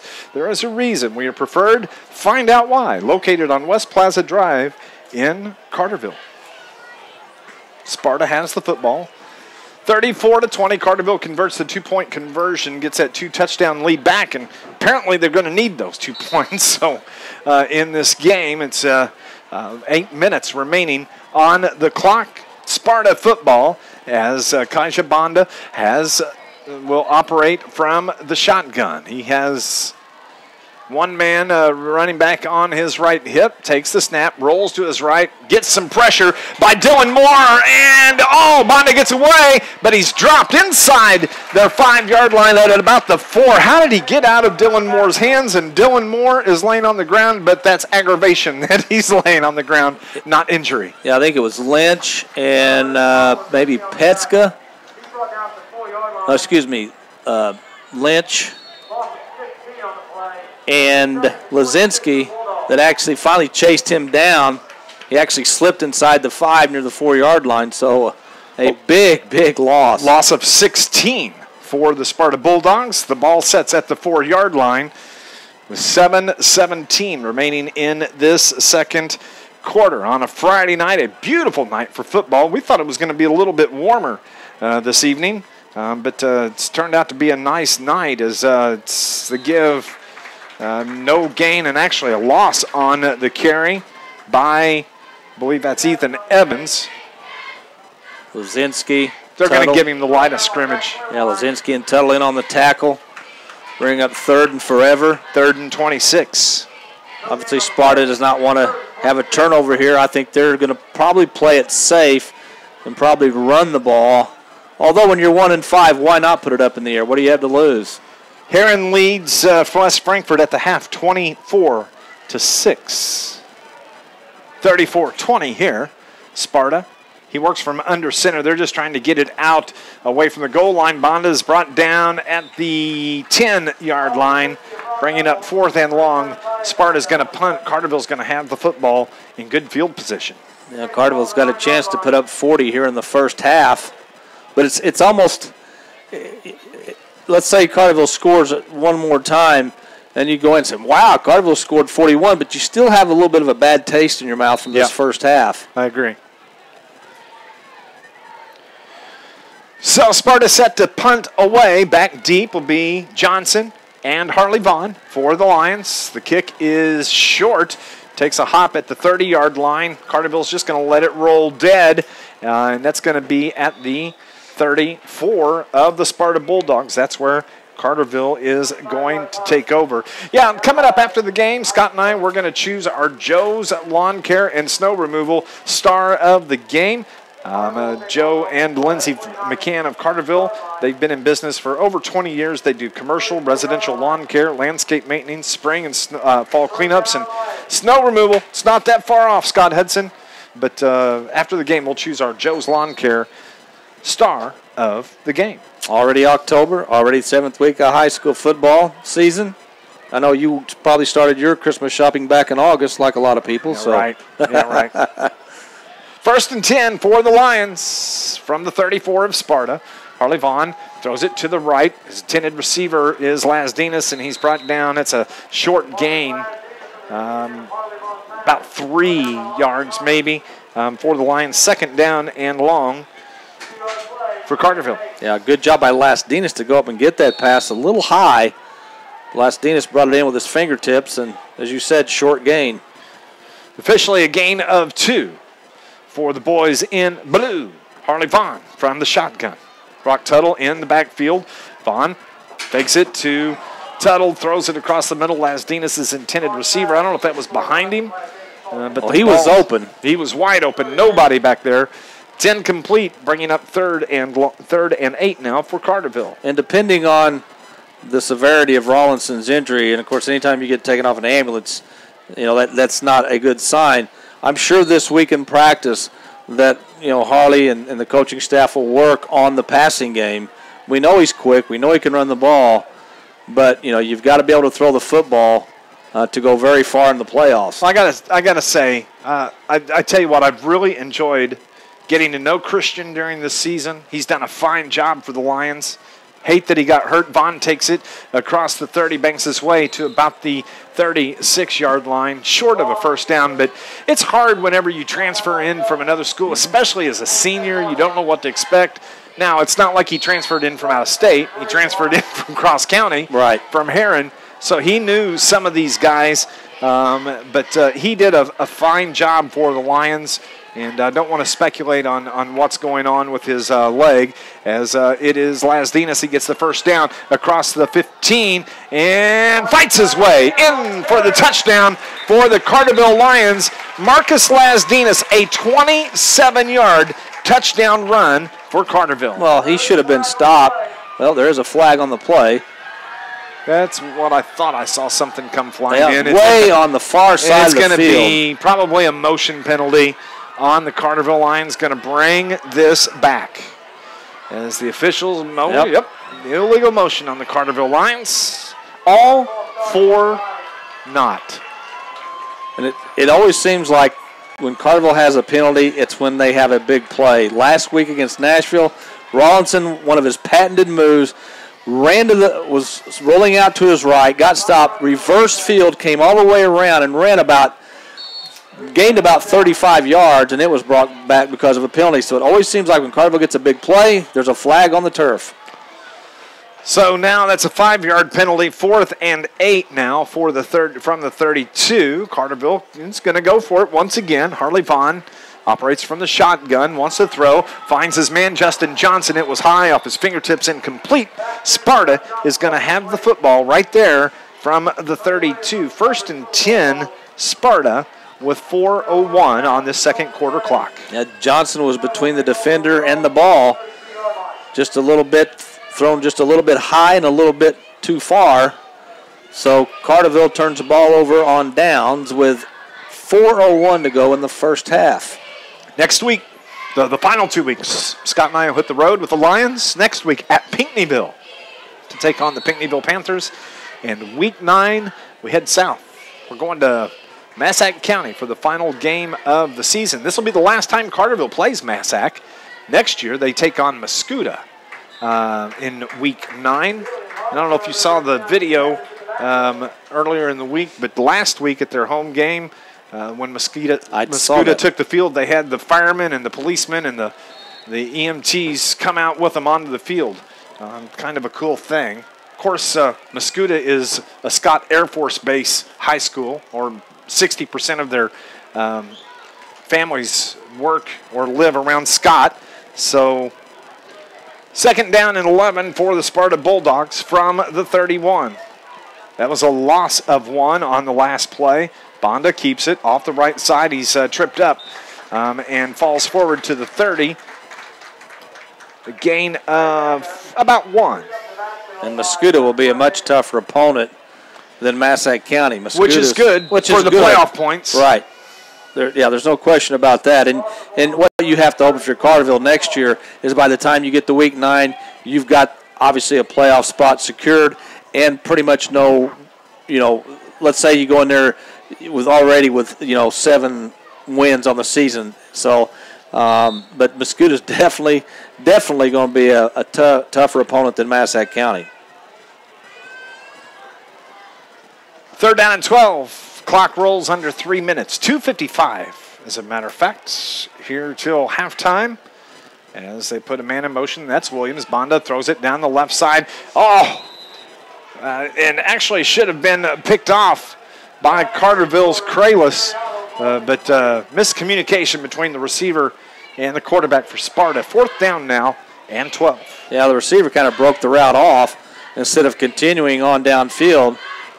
Kralis had good coverage, or at least appeared to have good coverage, so Sparta's going to have to punt yet again.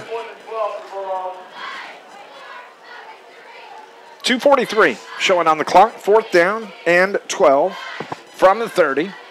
Johnson and Harley Vaughn are the deep men back about the Carterville 40-yard line. They're able to get the kick away. It's Vaughn. It's going to take it at the 42. Across the 50. Wants to get to the outside. Gets a block. He grabbed his arm, let go of him, puts him down. 49-yard line. Hate it when you see a quarterback have his arm grabbed like that. Yeah. But he spun down. Appears to be okay. It's going to be 1st and 10 for Carterville. 2:29 remaining in the half. Let's see if Carterville can tack on another touchdown before half and hit that 40-41 point mark. Again, as I said earlier, even if Carterville does, this first half has been crazy. There's been big plays, a lot by both teams. But Carterville's, I'm sure Coach Drust, even if they go in the locker room up 41-20 at half, he's not going to be a happy camper. No, he's not. 1st and 10 from the 48 for Carterville Lions. 34-20, the 2-touchdown lead. 2:29 left in the second quarter. Vaughn takes the snap, gives it to Brock Tuttle off the left side across the 45, the 40, the 35, down near the 20. He's going to break it for a touchdown. Brock Tuttle, that is a 48-yard touchdown run for Brock Tuttle. Carterville puts 6 more on the board. Tuttle showed a little bit of speed there. He outran some of those speedy defensive backs for Sparta. I mean, once he cut it upfield, he was gone. You know, I heard that last week that he had a great game against Nashville, and I said, well, what was the difference? They said Brock Tuttle has speed. Who knew it? Yeah, and again, the Carterville running game has probably been one of, if not the most inconsistent part of their game this year.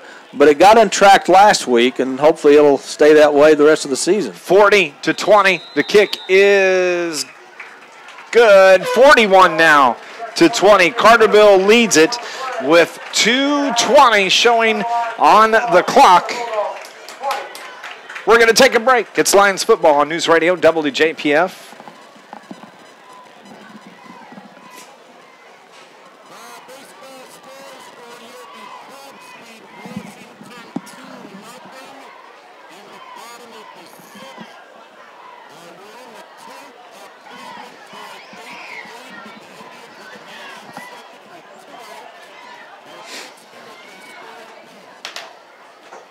Thank you.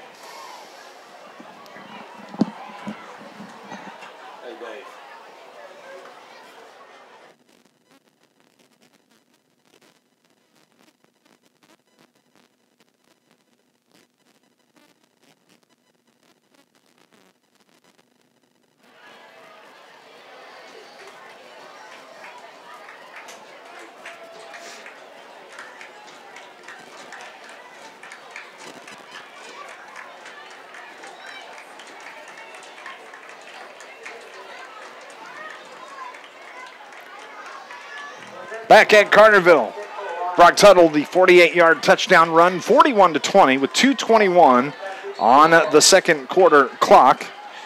Carterville leads it as Lazinski kicks away and kicks it out of the back of the end zone. It's going to be another touchback, and Sparta is going to begin at their own 20-yard line. The question I've got, and it's something we can ask Coach Drust, Scott Hudson, is if you're up 20 points, you have your second-string quarterback in after your first-string quarterback appears to be done, why is he returning kicks? Yeah, that's a surprise to me. I mean, you're taking a little bit of a risk. I know you can get hurt walking across the street, but you have to play the percentages, I think. You still got Cameron Mead, Justin Johnson, other guys you can put back there. So maybe that's why we're broadcasters and he's the coach. We'll find out. we'll at least ask him. As Sparta, Bonda looks to throw, but he pulls it down and he's wrapped up right there. And it's going to be a loss of 5. As they started at 20, the ball is now it's going to be 2nd and 15 from the 15 for the Sparta Bulldogs, and a timeout on the field. It's Dave McKenzie with Scott Hudson. Don't forget our postgame show brought to you by Wild Hog, 1000 Pioneer Cabin Drive in Craneville. Just go to Wolf Creek Overpass and turn west. You'll run right into them. You know, if you wear Carterville gear, orange on your logo on your clothing, your hat, show that to your server. You'll get 10% off your order. And, man, they always have drink specials, mouth-watering specials of the day. They have a fantastic smoked brisket cheesecake. I love that. That's one of my favorite things there. The bacon three-way, BLT, the Wild Burger with a Y. It's a great place. We enjoy going over to the Wild Hog. Head on over there after the game. They'll stay open late, have some drinks, have some food, have some great time. It is Bob Pombell and the Wild Hog.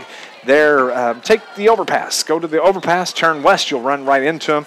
Stop by. We'll talk some Carterville Lions sports after the game. 2:14 on the clock. Timeout here in the second quarter. Carterville, I have run out of room on my score on my play sheet here. Do you have carpal tunnel yet? I may file a claim. But each team, each quarter, this allows for 9 possessions. There were 9 possessions in the first quarter, 9 total possessions in the second quarter, and 61 points have been scored so far in the first half. As Bonda operates from the shotgun, wants to throw it down the middle, does, incomplete. Nobody there. His intended receiver, though, was Williams. That was Tony Williams, the sophomore receiver. Hits the turf. It's going to bring up 3rd down and 15 now for Sparta. Dave, another thing that's confused me in this first half, Sparta has let 2 kickoffs bounce at about the 5 and go into the end zone. With their speed, with their deep backs, why aren't they at the goal line coming up and catching those kickoffs on the run and taking off? I don't understand why they would just let the ball bounce and go into the end zone. To me, that's Well, especially considering the opening kickoff. Yeah. The same exact thing happened, and he took it 80 yards for a touchdown. Austin Connors did for Sparta. But this third down play, no gain, actually a loss on the play. Bonda's brought down, and finally make our way to the 2-minute mark here. But it looks like somebody called a timeout.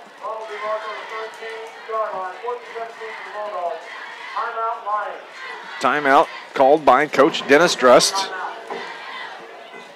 Coming up at halftime, got a lot of reading to do. We'll run down the scoring here at this ball game as it's 41-20. But we appreciate you tuning in on News Radio WJPF Senior Night here for the Carterville Lions. And if you're watching on our YouTube feed this evening, thank you so much for tuning in. Pleasure to be able to bring you Lions sports. You know what? This week I was looking at, Scott, the basketball schedule. It's not that far away. Like 8 weeks away. It's not. Carterville's going to play in the Pyramid Plus tournament to open the season. That'll be in Marion this year. And I know that Coach Shane Hawkins is very excited to get things going. And SIU practiced here at Carterville yesterday. Oh, did they? The basketball, yep. Barry had the team back. As for some reason, the ambulance is going right back by us again. It's like a racetrack around here with the ambulance. As Bonda's kick goes out of bounds. Wow. Way shanked it. Looked like my golf shot, Scott Hudson. I don't know where to write this down. We'll do it 150. 158. Well, the ball was on the 17. Oh, excuse me, the ball was on the 13. Yep. Carterville will take over the 21. That's basically an 8-yard punt. That's a shank. That's a 4. So that's what he should have been yelling when he kicked it. So Carterville has it. I'm not going to even write it down. If they score, I'll write it down. 158. Under 2 minutes to go here till we reach halftime. Amy's got her vocal cords rested. She can do the halftime for us. There you go. Harley Vaughn. From the shotgun, gives it to Brock Tuttle off the left side, spins away inside the 20 to the 15, the 10, 5, touchdown. There you go. 21-yard touchdown run for Brock Tuttle. That's a nice run. It's a very nice run. I think there's only been one Carterville touchdown tonight on the ground that I remember, where basically the running back went in untouched. The other plays, the other scoring plays, Carterville's running backs have had to break at least 1 or 2 tackles. A little spin move here, a little spin move there. So Carterville's running backs are running very hard tonight. 47-20. Lazinski on to kick the extra point to give the Lions a 28-point lead. The kick is up. It is good. 28-point lead. 48-20. Carterville is cruising right now. We still have 1:51 left. We're going to take a break. You're listening to Lions football here on News Radio WJPF.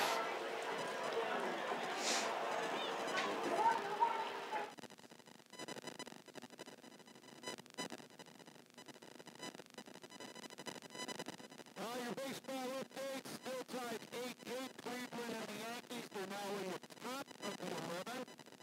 Cubs still lead the Nationals 2-0 after 6 innings. Thank you, Brian.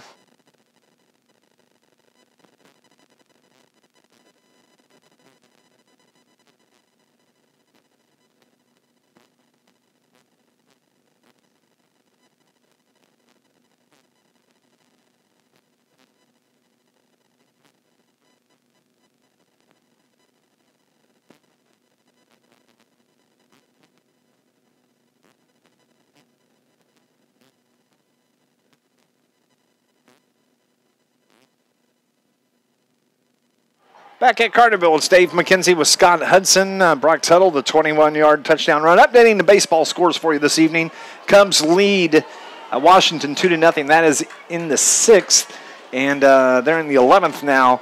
Yankees and Indians tied at 8. Carterville's Colin Lazinski kicks away. And Sparta, as Williams takes it at about the 6-yard line across the 15, and he's brought down right at the 20-yard line. That's where Sparta is going to take control with 1:46 remaining here in the second quarter. Altoff leads Carbondale 24-14. That is at the half. Marion over Centralia 28-21 at the half. Heron over West Frankfort 24-6 at the half. And let's see if I can get an update on the Anna Jonesboro game. Sparta has the football here. And Bonda operates from the shotgun. Nowhere to go. They tried a little bit of a counter, and Carterville's defense was there waiting. And you can just see Sparta starting to walk back a little slower to the huddle. Tired. Hanging their heads a little bit. Yep. We talked about they have very, very few kids on the sideline. But as I said earlier, I salute them for staying with it in a season that's only had one win to this point. 27-21, Anna Jonesboro leads DuQuoin. That is at the half. Good ball game. DuQuoin fighting back. Last score I think we had was 21-7 earlier. Bonda throws it across the middle, passes incomplete with a minute 1 on the clock. You know, when we talk about we have to run the gauntlet whenever we make the trip from Carterville to Nashville and Sparta. They're always back-to-back weeks. They're even for basketball. We go up on Friday night to Nashville. Right. We go Saturday night to Sparta. We talk about the gauntlet. It's a long trip, and it's a long trip for the Sparta fans that have to make their way over here to Carterville.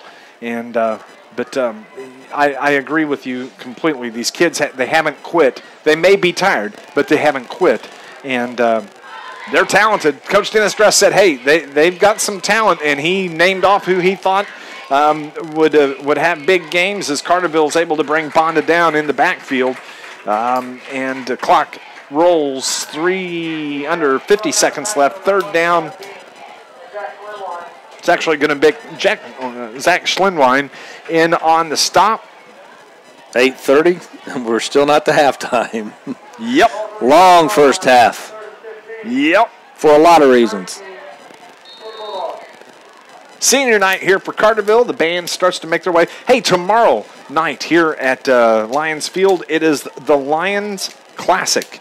It is a field competition, the first time Carterville's hosted one. Nick Williams, the band director, is very excited about this event tomorrow. I think the Lions will actually perform as the punt from Sparta, partially blocked, I believe. It hits at about the 25 and spins back. Carterville's going to have 6 seconds to do something with it. I'm sure they will take a knee. But this is the first band competition that Carterville has hosted. Gates open at 3:30. Competition starts at 4:30. And let me tell you about this Carterville band. I come out to practice 3 or 4 times a week and watch what goes on the field. As I'm leaving, the band is getting ready to practice in the parking lot 5 nights a week. And they've done very well in competition season. And so we invite you to come out tomorrow here for the Lions Classic. Starts at 4:30. Gates open at 3:30. I'm not sure on the ticket price. It's there. You do have to purchase a ticket, but come out and enjoy that. And I know they will be performing at the SIU Music and Motion competition coming up here in a couple of weeks at SIU Saluki Stadium, and looking forward to seeing that. But we invite you to come out tomorrow night as both teams are back out. 6 seconds left on this first half clock.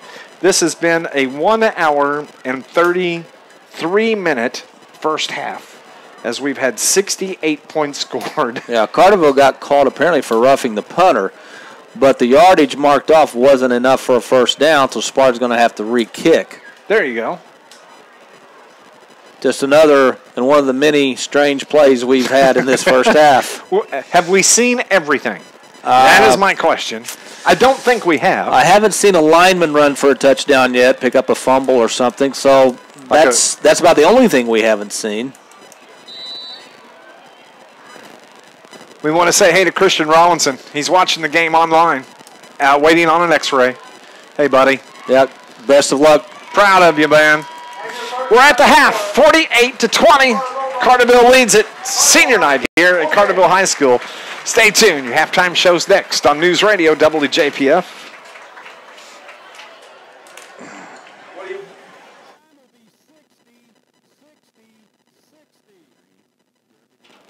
Outstanding. Thank you.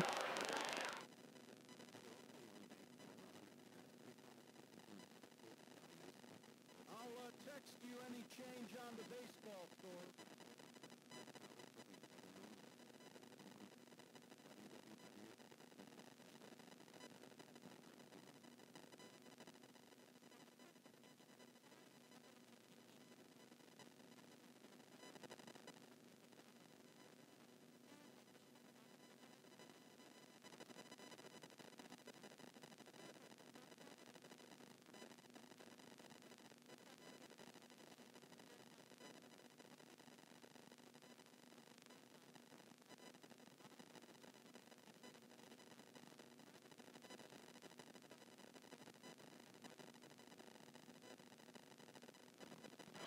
Welcome back to Carterville High School on a Friday night. It's Dave McKenzie with Scott Hudson, where we're at the half and what was the longest first half of football in recorded history.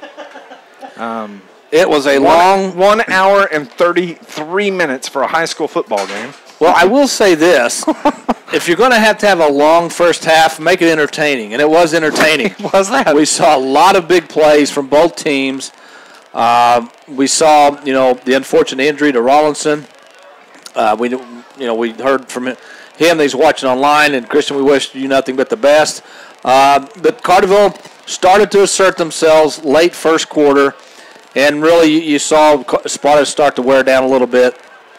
They were walking slowly back to the huddle on offense and defense. They've only got one win on the season, and they had some big plays, but they're just not enough. There's just not enough of those big plays to stay up with Carterville, whose running game has been very good tonight. And running game was very good last week too. So maybe that's a positive that the Lions and Coach Dress can take out that first half. Well, let's run down the scoring from the first half. Sparta started things off right from the kickoff as Lazinski kicked the ball away to the Sparta 20, and it was Austin Connors who carried the ball 80 yards on the kickoff return. The extra point was no good, 6-0 right off the get-go for the Sparta Bulldogs. Carterville on the ensuing kickoff, the ball hit the up man, bounced free, Sparta covers. They drive it down in deep into Carterville territory, but they can't score. And then the next thing you know, Carterville takes a 7-6 lead after the 28-yard touchdown pass from Rawlinson to Hurley Vaughn. That was with 8:07 showing on the clock, 7-6 Carterville. Carterville scores again, 1-yard touchdown run. Lazinski with 5:31 left in the first quarter. 13-6 was the score at that point. Lions. And then it was a 66-yard touchdown run from Evans that tied the score at 13. Still 4 minutes left, and then Lasdina scores for the Lions, a 12-yard touchdown run, 20-13 after the missed extra point. That's how we end the first quarter, 20-13 Carterville. Carterville had the ball to open the second quarter. 2 plays later, it was a touchdown run by Marcus Lasdina, 6-yard touchdown run, 11:15 on the second quarter clock, 26-13.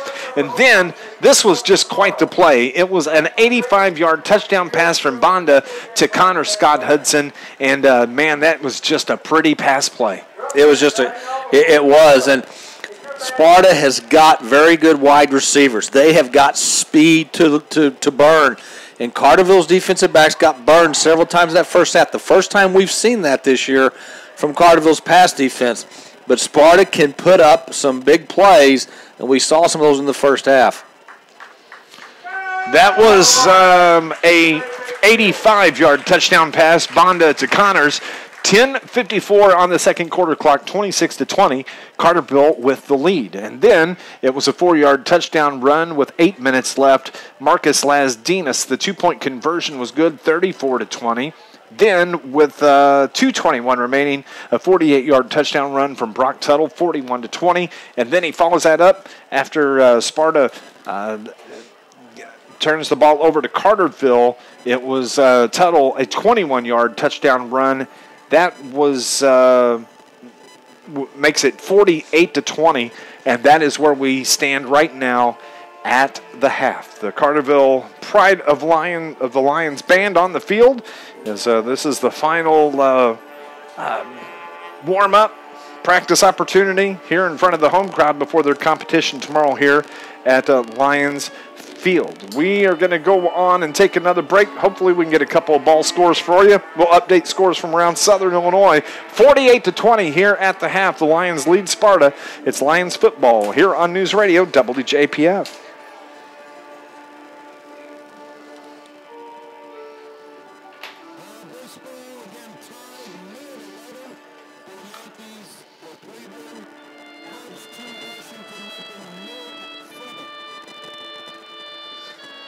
Thanks.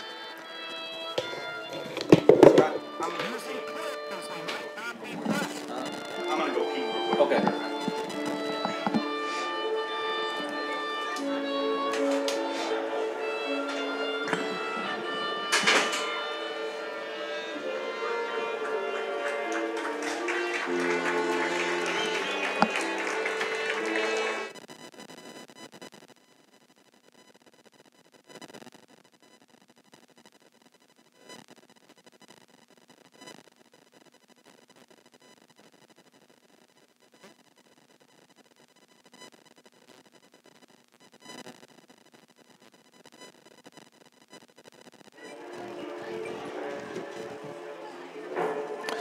Back at Carterville, I'm Scott Hudson. Alongside is Dave McKenzie in what has been a wild and wacky first half, with Carterville leading here at half 48-20 in a first half that lasted 1 hour and 30 minutes. Carterville Lions marching band out on the field performing right now. Of course, tonight was senior night. Carterville honored 17 seniors of the football team and only one senior that was a cheerleader. We mentioned earlier in the first quarter, of course, Christian Rollinson taken off by ambulance after appearing to hurt the lower leg. Could have been an ankle again. But Carterville leads 48-20 here at half. Of course, the big game in Southern Illinois tonight is DuQuoin at AJ. Last word we had, AJ was winning 27-21. And what we figured would be a good game. Herons winning big at home against West Frankfort. Cecil, Woodlawn, Waltonville beating Hamilton County big. Of course, Marion right now, or last we heard, pulling the upset on 5th-ranked Centralia. Or that was early in the game. So a lot of big games in the area tonight, Dave. 36-28, the updated score. Anna Jonesboro and DuQuoin. That is at the pit in AJ. That's a lot of points. That's a lot of points.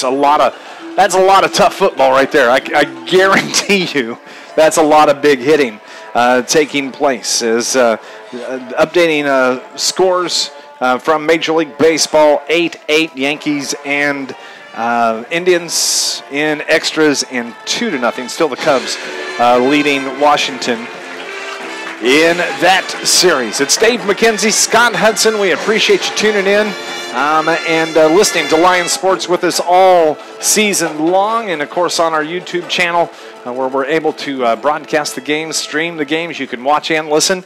We want to say hello to Christian Rollinson, Carterville's quarterback, injured in the first quarter, taken to the emergency room to have a lower leg injury looked at. Buddy, we know he's watching online, so we can say thank you, and hopefully we get you back as soon as possible. We're going to go on and take another break, and we'll be back. It's halftime, 48-20, Carterville over Sparta. It's Lions football here on News Radio WJPF.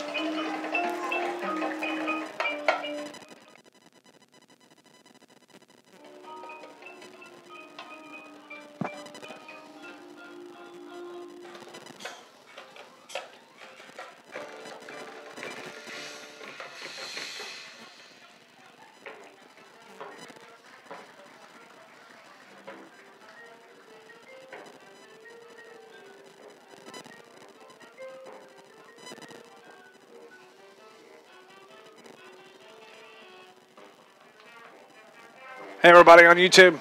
Hope you're doing well. Happy Friday, everybody. Thank you for watching. We appreciate it. No matter where you're at, I know you're in Florida. Got a lot of family watching the seniors here this evening. Appreciate you guys watching all season long. Thank you so much. You got some good kids, grandkids. Very proud of them.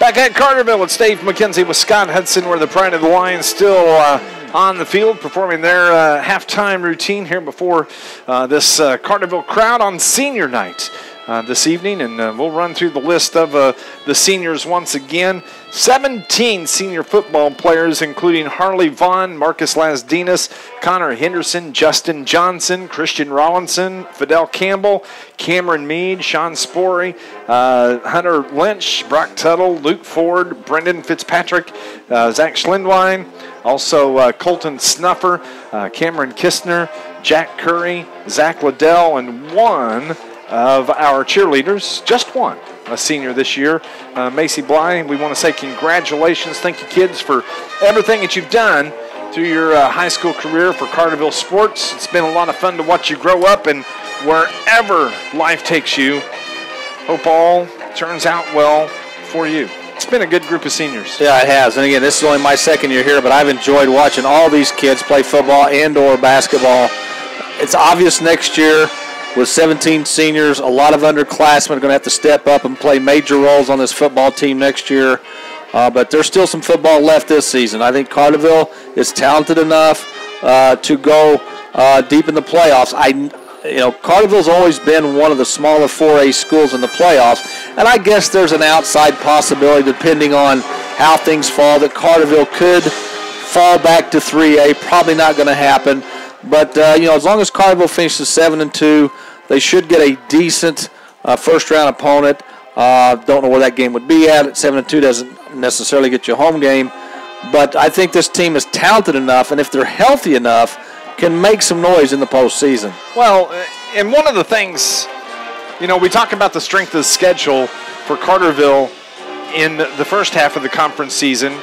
It's the second half it really hurts them when it comes to the playoffs, because typically it's not a big win season for Sparta, for Pinckneyville, for Massac. And your playoff points are based on not only your wins, but your opponent's wins as well. And these three teams right now, let's see here, they are one win.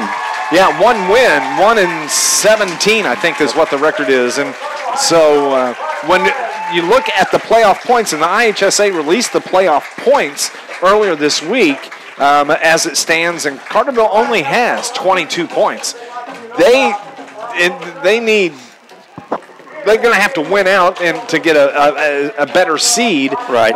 But if you're relying on your opponent's strength of schedule, that's not going to happen. No, and Carterville should finish 7-2. If they do, obviously they're in the playoffs. Yes. If they would play another 7-2 team, which is possible, then that's where the playoff points would hurt Carterville, because that would be the first tiebreaker, I believe, and Carterville would not have enough playoff points to host the first round. But that's down the road. They can worry about that later. But if they can finish 7-2, I think that if they can be healthy. And that's a big if right now. But if they can be healthy going into the playoffs, I think this Carterville team is talented enough that they can go deep into the playoffs. I agree. Congratulations to the Pride of the Lions marching band as they finish up their halftime report. They did a nice job, and they look so good. And they're got a couple of competitions left before they're done for the season, but very proud of them as well. They work hard, and you can tell it in their performance on the field. This Lions broadcast, it is brought to you by the Bank of Carbondale's Carterville Banking Center. The Bank of Carbondale, they have an online mortgage center where you can check rates or you can apply for a mortgage at any time. For more information on the Bank of Carbondale's online mortgage center, why don't you visit their website, tboc.com. Member FDIC, equal housing lender. All loans are subject to credit approval. NMLS registration.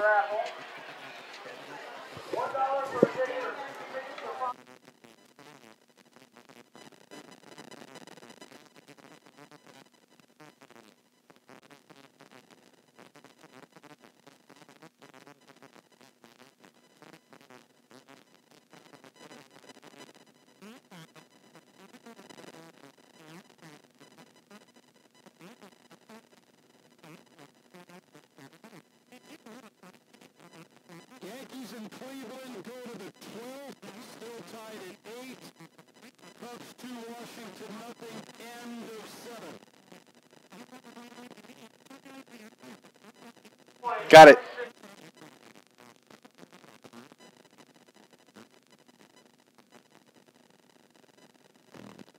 Back at Carterville High School Lions football. Scott Hudson, Dave McKenzie updating Major League Baseball.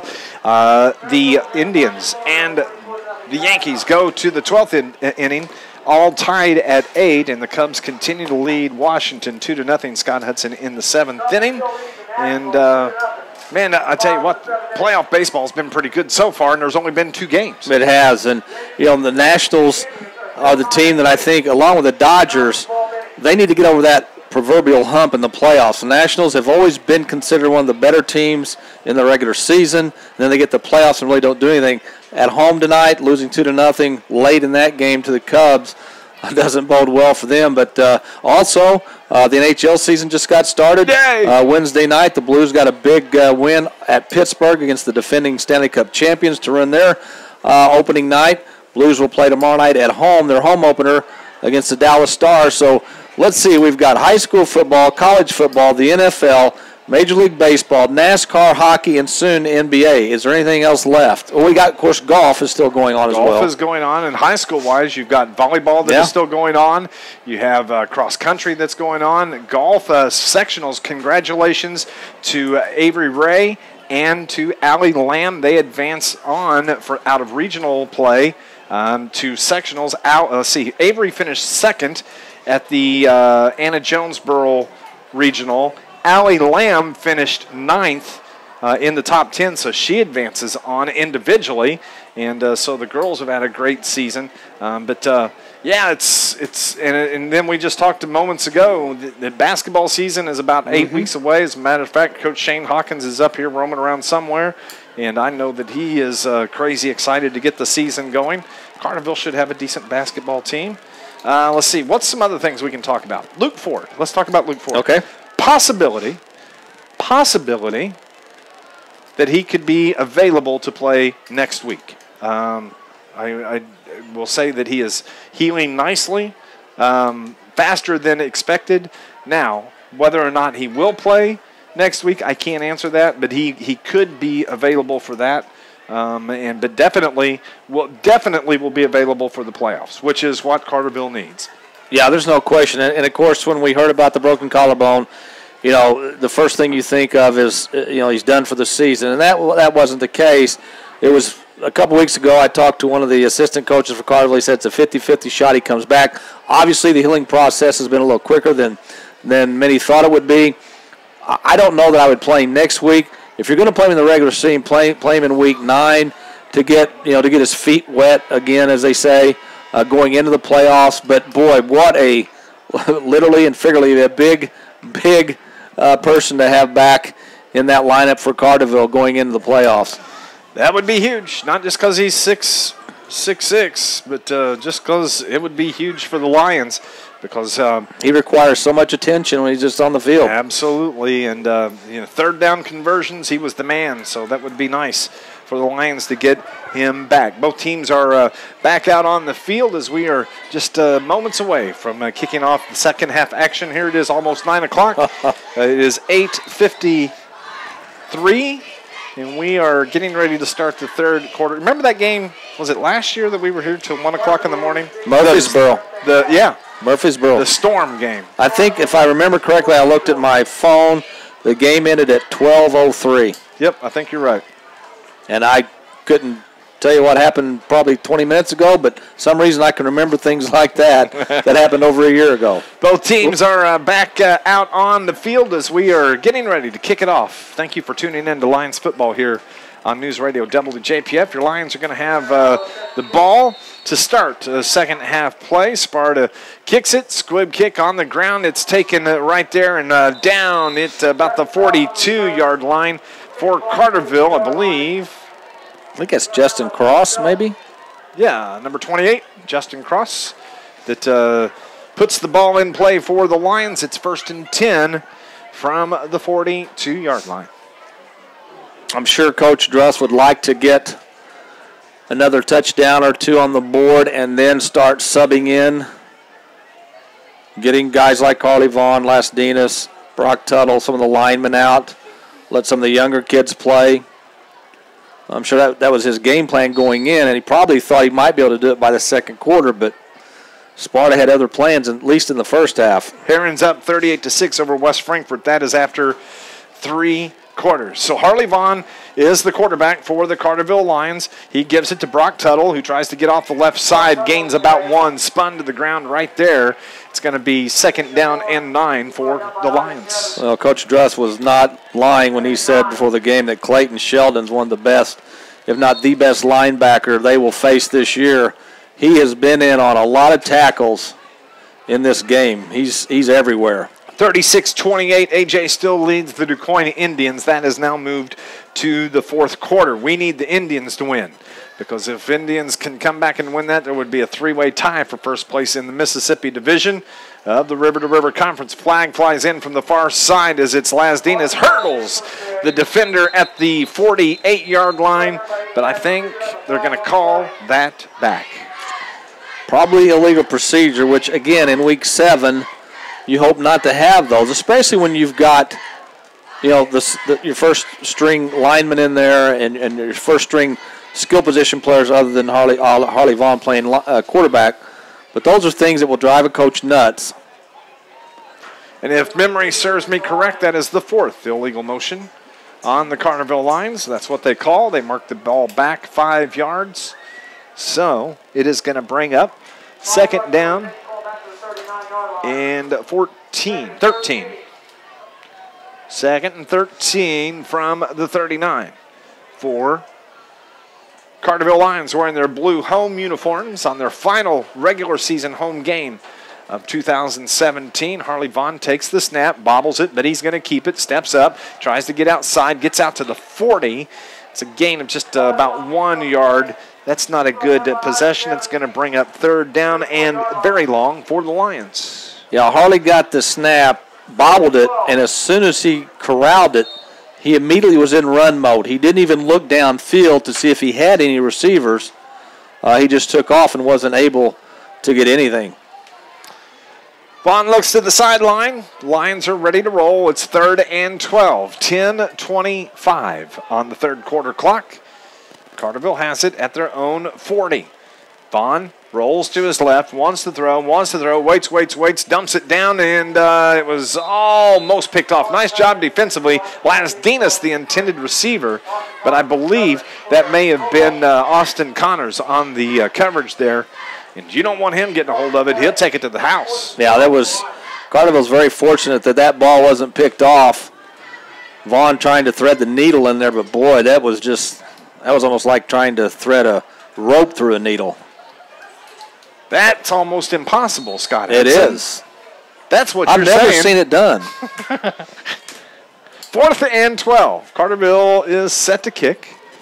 Lazinski is standing at the 32-yard line as they wait on Mr. Harshberger to get to the line of scrimmage so he can partake in this punt. Bad snap, but, oh, man, how did he get that away? What a fantastic kick as he drives it down to the 5-yard line. Carterville has good coverage, but it's Connors. No, it's not. It's not Connors. It is Clark off the right side across the 30, and he's buried at the 33-yard line. A 55-yard punt by Colin Lazinski. There's a flag back at the Carterville 30-yard line. And it may be a roughing the kicker, because I don't know how he did not have that punt blocked. And the pressure came right up the middle, right dead into his face. And I think that's what the call is going to be, is probably a roughing the kicker on the Sparta Bulldogs, and Carterville will not have enough, I don't believe. No, I think they're going to have to repunt. It's not a 15-yard penalty, is it? No, I think it's 10. We'll see. As it's there's roughing the kicker and running into the kicker. I think running into the kicker is 5 yards, and roughing the kicker is 10 and possibly an automatic first down. It's short. They mark it at the 45, so it's going to be 4th down for Carterville. They're going to have the opportunity to re-kick that, which is a good thing. Man, what a heck of a return that was for Sparta's Dion Clark, as he took the ball inside the 5, went to the far side, got it to about the 32, but he got buried on that far sideline. But Carterville is going to re-kick. So Lazinski tries again. This time he's standing at the 32. Better snap. Still more pressure, and the defender pulled up. But Lazinski kicks it out of bounds. Still better than where it was before. We'll see where they wind up marking that. I think if the defender doesn't let up, I think he blocks that punt. Oh, I think so. He was in position, and I guess he was afraid to possibly rough the punter again. But Sparta coming through the line of scrimmage like gangbusters. So this Lions broadcast, it's brought to you by Charlie's Air Conditioning and Heating in downtown Carterville for over 30 years. Certified York dealer, and they service all brands. Call 985-2502 or go online, Charlie's Air Conditioning and Heating.com. Sparta's football with 9:42 on the clock. 1st and 10 for the Bulldogs from their own 20-yard line, as Bonda is going to operate from the shotgun, puts Williams in motion, the jet back. Bonda keeps it, and he's wrapped right up, right there at the 20. Little to no gain at all. 2nd and 10, Sparta. Nowhere to go. And I believe on that play, Dave, they snapped the ball to Austin Connors. The old Wildcat. Now, he's the one calling the play, so they've made a change at quarterback, I guess. Connors, number 2. He's the new quarterback. Yeah, look at that. Nice catch. As is the give to the running back. That's Williams. He falls forward for a gain of about 2. 3rd down and 8 now for Sparta. Don't know what happened to Bonda, but see, I think he's back now because Connors is at the sideline. Maybe they just needed to take a little breather. Bonda, the senior quarterback for Sparta, he's going to operate from the shotgun. Puts Williams in motion, but Bonda's going to keep it, drops the ball, and Carterville falls on it right at the 15-yard line. Turnover, Sparta Bulldogs. Carterville takes over. Yeah, I'm a little surprised. I thought they may blow that play dead, that the quarterback was down and then fumbled the ball. His knee would hit the ground first, but the officials don't see it that way, and so Carterville's going to get the ball at the Sparta 15-yard line, up by 28 with 8:26 to go in the 3rd. This Lions broadcast, it is brought to you by Coldwell Banker Preferred Realty. They are happy to support the Carterville Lions. Had a chance to talk to Lyndon Doug here a couple weeks ago. They were very happy. This is a reason that we are preferred. You can find out why. They're located at West Plaza Drive in Carterville. Coldwell Banker Preferred Realty. Carterville with the football. Harley Vaughn operates from the shotgun, looks to throw. Down the middle, man is there. That is touchdown for the Carterville Lions. Nick Kralis with the catch for the Lions on the 15-yard touchdown pass. A beautiful pass by Harley Vaughn. Threw it up in the air to where Kralis could run under it. He got at least 1 foot in before he went out of bounds, but a perfectly thrown ball, nice catch, and Carterville is up 54-20. Harley Vaughn to Nick Kralis. 15-yard touchdown pass. Lazinski in for the extra point. 54-20, the 34-point Lions lead. And the snap, good. Kick is good. 30, 55-20 now. Carterville leads it. We're going to take a break. It's Lions football on News Radio WJPF.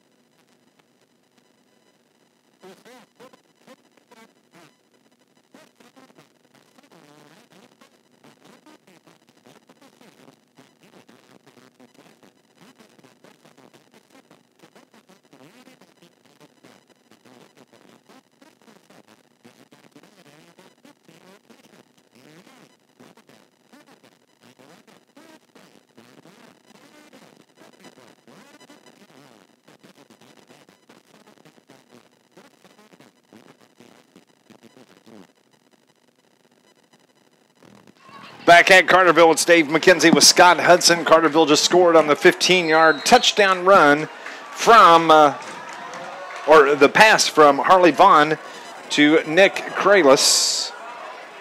55-20 as the kickoff goes into the end zone. Carterville got things righted now, don't they?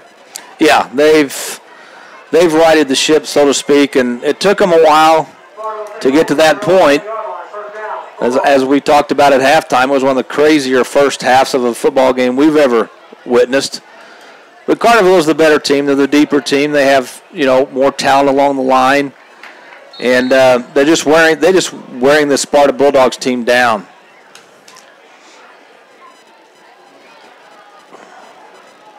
So the Sparta Bulldogs come to the line of scrimmage. Quarterback Bonda operates from the shotgun. Gives it to the man off the left side, is brought down at about the 30-yard line. That's Nick Kralis that makes the stop, comes up with the football. But on the carry, Cameron Martin for the Bulldogs. I will say this, Sparta's playing hard. They haven't given up. They're playing hard.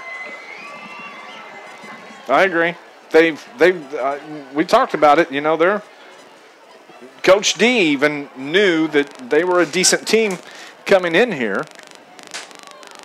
1st and 10 from the 31.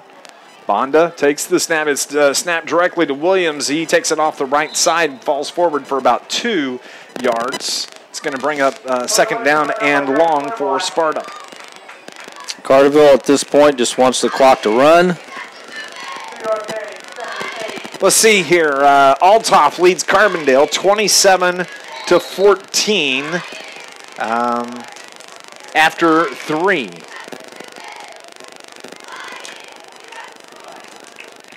Chelsea Kralis online says, my baby brother Nick, go. Nice. Thanks for watching on our YouTube feed. We'll have all of the Lions football games as the running back Cameron Martin for Sparta is buried by about 6 defenders for Carterville. But we'll have all the action here on NewsRadio WJPF, however far the Lions go, and on our YouTube live stream. The only exception to be for that, Scott, is if they play in state, we don't get to do the live stream on that. Yeah. On YouTube. For some reason.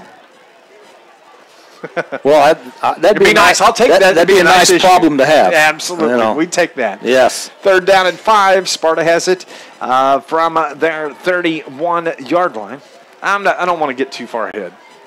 That's all right. We can dream. We can think. we can look ahead. Bonda takes the snap, rolls to his right. That is actually Connors that throws the left-handed out to the far side, throws it short. That's going to bring up 4th down.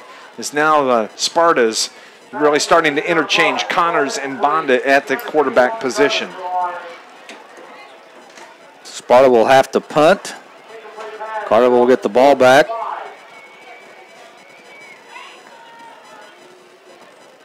36-28, Anna Jonesboro. DuQuoin's gotten back within a touchdown. 36-28, that's in the 4th quarter. 6:17 here in the 3rd as Sparta is set to punt. 4th and 5 from 31. And Bonda is late coming in. That's going to be a delay or a timeout that is called by the Sparta Bulldogs. We'll take a break as well. 55-20. Carterville over Sparta. Lions football here on News Radio WJPF.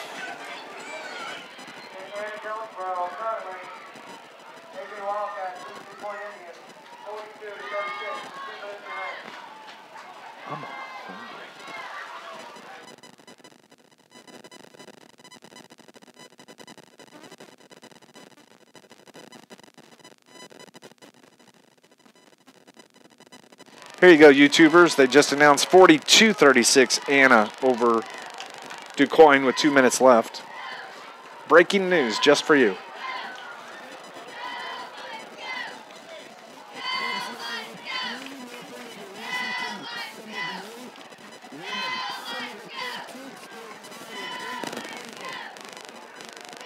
Okay.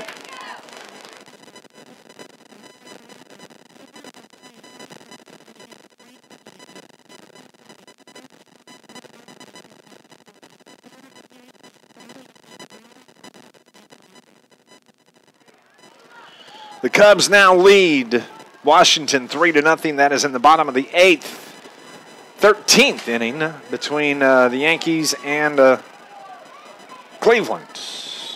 As Sparta punts the ball away, and it's Carterville's going to have it just inside their own 49-yard line. As we've got an updated score, 42-20 or 36. 36-28. 42-36, AJ. There we go. With 2 minutes to go in the game. There we go. I thought it would be a close game. I did not think That's it'd a be lot that of high points. scoring. I didn't either. I really didn't.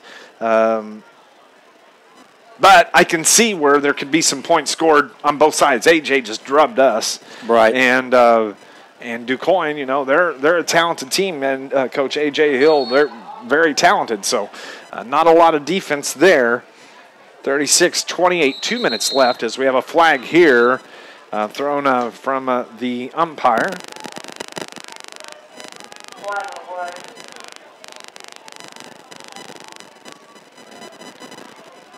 As Nick Kralis comes to the sideline. I think Carterville had 12 men on the field. I think you're right. 2, 4, 6. Well, somebody came off, and yep, it was Kralis that came to the sideline. Coach Dennis Drush just kind of shook his head a little bit. Too many men on the field. So now we're down to 11. 5-yard penalty on the Lions. You can see some of the underclassmen are into the game now. See Keaton Petska just checked in at receiver. He spread to the right. Harley Vaughn is still at quarterback.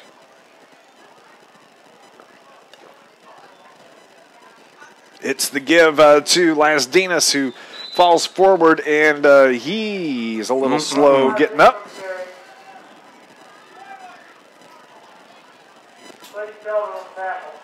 And that was enough for Coach Drush to see. He said, "You're out." Well, the reason it's so quiet because Marcus was a little slow getting up after that, and but Coach D says, "Come on over here to the sideline." And so checking in was Nick Kralis for the Lions. It's 2nd down and 13 for Carterville. From the 46, it's the give to Vaughn keeps it off the left side. He bangs his way out across the 50 to the Sparta 48-yard line. It's going to be 3rd down and about 5 for the Lions. 3rd and 7 officially. As the ball sets at the 48-yard line. This Lions broadcast is brought to you by the City of Carterville. Mayor Brad Robinson, the entire City of Carterville, proud sponsors and supporters of your Carterville Lions. 55-20, 4:55. This third quarter is going a lot faster, Scott, as it's the give to the running back. I believe that is Cameron Mead. Was it number 23? It was. And he has buried actually a loss of one for the Lions, so it's going to bring up 4th down now. Carterville's going to have to punt away. Final.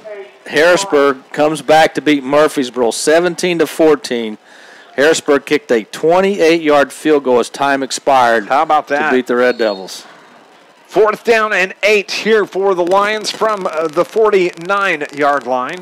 Lazinski in for the to punt away. Takes the snap. Booms it. It's taken. That is Clark, who takes it for the Sparta out across the 25 to about the 28-yard line. And Sparta is going to have it right there at their own 28.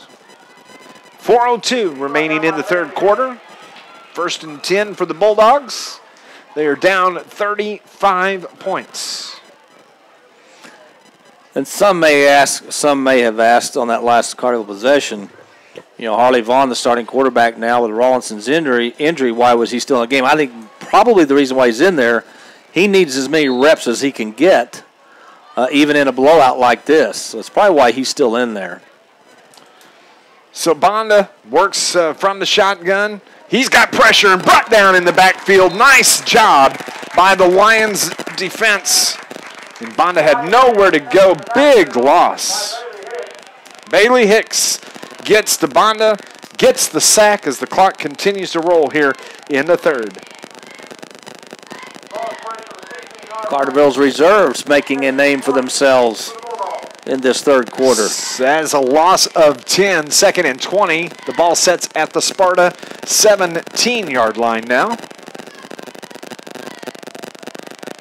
Appreciate you tuning in. Coming up, we've got our Wild Hog postgame show. Immediately concluding the game, and then we'll choose our Joe's Lawn Care player of the game. Star of the game is Bonda. They did the read option. The running back wanted to take the ball. Bonda didn't want to give it up, and they kind of fought over it, and Carterville's able to jump all over Bonda and bring him down. Another loss on the carry. Yeah, it was like, I want it, no, I want it. By the time they figured out that what they were going to do, it was too late, as a host of Lions brought him down, and now it's third, and I think they got to get to Johnson County for a first down. That was a loss of 9, excuse me, on that play. So it's 3rd and 26. The ball sets at the 11-yard line. Harley Vaughn has his helmet off. Maybe he's done for the night. Bonda rolls. Scrolls is a combination of scrambles and rolls. Just so you'll know. Okay. That's what that is. Works for me. He rolled to his right, throws it into the ground, incomplete. 4th down now for the Bulldogs. 2:18 is the clock. Now, Harley Vaughn started to go back there to return the punt, and somebody said, no. No, you just go sit down. Fidel Campbell grabs his helmet. No. We've got 11 guys on the field. So Sparta kicks it away. That's Kralis. It takes it at the 38-yard line. Takes it across the 30, the 25, the 20. Oh, inside the 20 to the 15-yard line. Nick Kralis. That's a beautiful return for the Lions. Perfect. And gives Carterville great field position here as we're working our way toward the end of the third quarter. Yeah, we'll see who Carterville sends out at quarterback. We could be seeing Carson Pearson, who played some last week against Nashville. Heron beat West Frankfort. It's a final 52-6. Marion leads Centralia 42-33 at the end of 3. That'd be a big win for Marion. That would be huge. The 5th-ranked team in the state in 5A is Centralia. And the only other game they lost this year was to Morris, who is I think a 6A school up north. So that's a big win for Kerry Martin and his staff. So Carterville has the ball. 1st and 10 at the Sparta 15-yard line. Who's the quarterback there? I guess that is Carson Pearson. Yep. And the running back spun down. Cameron Mead with the carry. He's brought down right at the 15. No gain. 2nd and 10 from the 15. I don't know about you, Dave, but I kind of feel like we've played week 7 and 8 tonight. We've been here. Maybe we get next week off. There you go. Do we get paid for it? No. Okay. That's right. We're in radio. I forgot. There you go. 1:35 on this third quarter clock. If you're checking your clock, it is 9:19. The longest high school football game ever recorded. Nah, not really, but Cameron Mead is wrapped up, brought back for a loss. Actually, that was Matt Jones with the carry. Number 32. 3rd down and 10 for the Lions from the 15. As they look toward Dennis Drust, who stands at the 32-yard line. Signals in the play to Carson Pearson. Number 8, the quarterback for the Lions. 45 seconds on the clock. As, again, that is the give to Matt Jones off the left side. And he is close to a first down. Did he get it? I think he did. I think he got the first down. Nice carry by Matt Jones. That is enough for a first down, as it's going to be first and goal from the 5 for the Lions. SVWW will stay undefeated tonight as they lead Hamilton County 62-28 with under 2 minutes to go in the game. The Cleveland Indians beat the Yankees 9-8 in 13 innings. Carterville has the ball at the Sparta 5-yard line. Carson Pearson takes the snap, shotgun, and touchdown. Oh, he almost got in there. Now they're going to say he didn't quite get the goal line. I didn't see who that carrier was on that. I think, Meade again. Cameron Meade, number 23. I think it's only fair they give it to Meade one more time. I mean, he's carried on every play of this possession. Let him finish it off with a touchdown. But we're going to go to the fourth quarter before Carterville can do anything with it. 55-20 is the score as we're heading to the fourth. It's Lions football here on News Radio WJPF.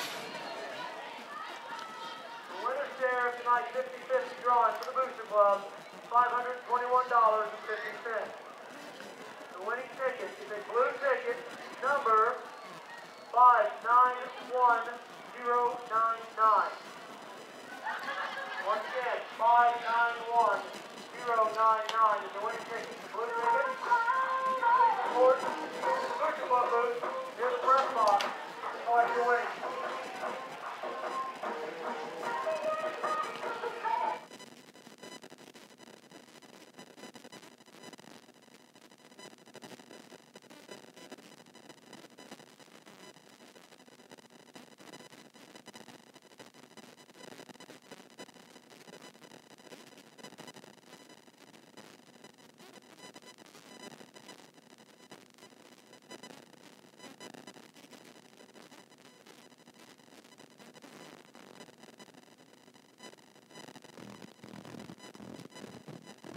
Back at Carterville, it's Dave McKenzie with Scott Hudson on a Friday night as we're heading to the fourth quarter.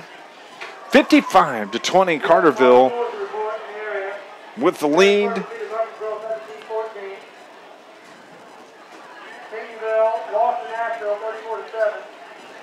34-7, Nashville over Pinckneyville this evening. That's a final.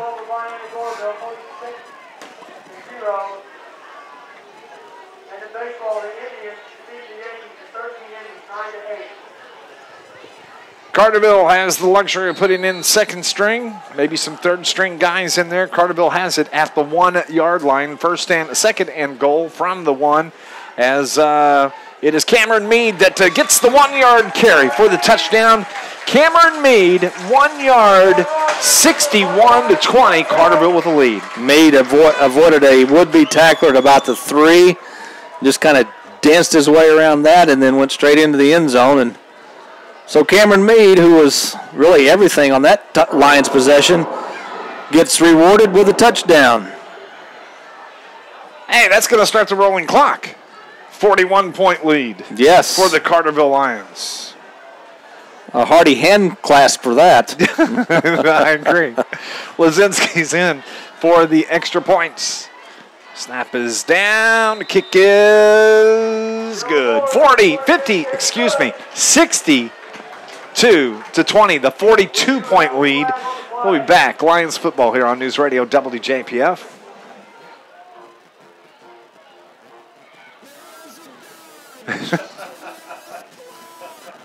I agree.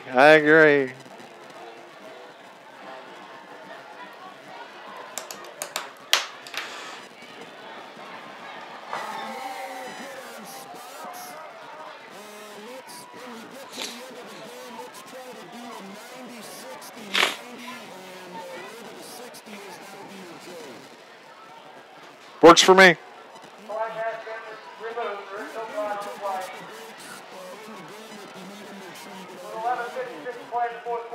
Okay. Sparta Bulldogs 20. By virtue of the 40 clock rule, the clock will not stop for the remainder of the game, except for touchdown and timeout.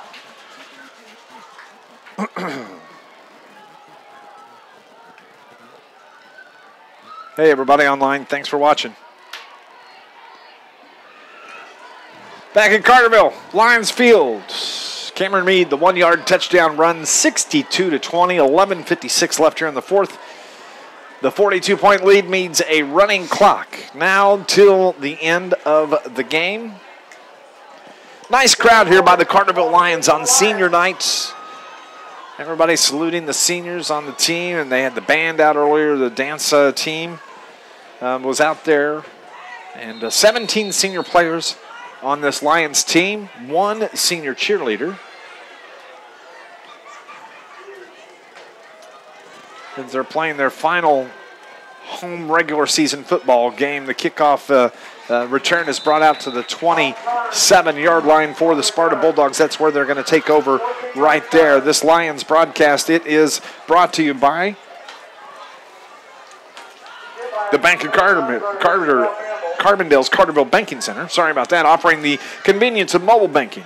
Stay connected on the go with the Bank of Carbondale's mobile banking app. Learn more. Go online, tboc.com. Member FDIC, equal housing lender. 1st and 10 for the Sparta Bulldogs from their own 28.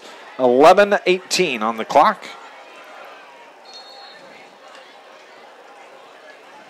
As Bonda, nope, that is Connor. Bonda throws it deep down the middle. Connor with the receiver. Nice coverage there by Carterville's Harley Vaughn, I believe. I think it may have been Nolan Montgomery. Yeah, Harley's over here on the bench talking. I think that was number 4. Yeah, I think you're right. I think. Hard for me to see those numbers. Incomplete. It's going to bring up 2nd and 10. Don't forget, following the game, we're going to have to select, we need to be thinking about this, our Joe's Lawn Care star of the game. If you were to have to choose, who would you choose? Scott and I have that decision coming up. As it is Bonda that feels pressure after the low snap. He's able to fight his way as hard as he can, but he's wrapped up by about 4. Carterville Lions, a loss of about 6, maybe 5. 3rd down and 15 for the Sparta Bulldogs from their own 23. Carterville with this win will become playoff eligible. Yep. But they really need to win out to go to 7-2 heading into the playoffs. That will just increase their seeding. Yep. And 7-2, that's a pretty good season if they can do that. Let's just get to 6-1. So they throw that out to Connors out on the far side. He fights his way back to about the original line of scrimmage. It's going to be 4th and 10 for the Bulldogs. Did we get a final yet? 42-36, Anna Jonesboro over DuQuoin. So they will more than likely win the Mississippi side of the Red River Conference, stay undefeated. Sparta is set to punt. So we have 8:44 on the clock. Bad snap gets away from the punter. He has to fall on it, and Carterville is going to have the ball at the Sparta 8-yard line with 8:30 remaining on the clock. Yeah, and really, I'm sure Coach Druss would love just to be able to run the ball, run out the clock. But now Carterville has the ball inside the Sparta 10, and you're sitting in the reserves, and you really don't want to. I mean, you don't want to score because you don't want to look like you're running up the score, but you really have no choice in this situation. I mean, exactly. It was the fault of Sparta that the snap was bad. I wonder what the scoring record is for Carterville, because if they score here, they could hang 69 points on the board. 7:45. Carterville taking its sweet time. Actually, the play clock is off now. So I guess since it's a rolling clock, as it's the give to Meade. He's wrapped up immediately. Matt Jones, rather, with the carry. Coming up, we've got our Wild Hog postgame show. And don't forget, immediately after our postgame show, you can flip over to 103.5 ESPN. It'll be John Homan and Overtime. John talks to all the coaches and players from the games around Southern Illinois. Gets the story on what happened with high school football in the 6-1-8. But tune in. He does a nice job with that show. That's immediately following Heron Tiger football on 103.5 ESPN. And once we're done here, we're going to have a chance to talk to head coach Dennis Drust. We'll pick our Joe's Lawn Care player start of the game as that is Pearson that takes it down near the goal line, down to about the 1 yard line. Nice carry by Pearson. Kind of reminds you of Harley Vaughn, size-wise, and his quickness and his speed. Yeah. How he kind of scampers around out there. And he's only a sophomore, so he'll figure into the Carterville plans a little more next year. Yes, he will. Wonder what Coach D's going to have to say tonight. It'll be quick, I promise you. Yeah. Whatever. He won't want to say a whole lot. Carterville's letting the play clock work down. They look to the back judge who will signal 5 seconds. And somebody jumped as the flag comes in from the far side. Illegal motion on the Carterville Lions. I think it's the 5th motion penalty tonight. That's way too many for week 7. But Carterville's comfortably ahead, so I guess you can look at it. And again, there's going to be things that Coach Drust is going to look at in this game that he's not going to be happy about, even though it's going to be a blowout win. Was that actually against Carterville? Because they didn't move the ball. Yeah, that's a little Maybe it was offside. It had to have been offside and then declined. 3rd and 1, 5:19 on the clock. Low snap. It's the give. Matt Jones. Matt Jones with the 1 yard carry. And that pushes the score out 68-20. 5:13 on the clock.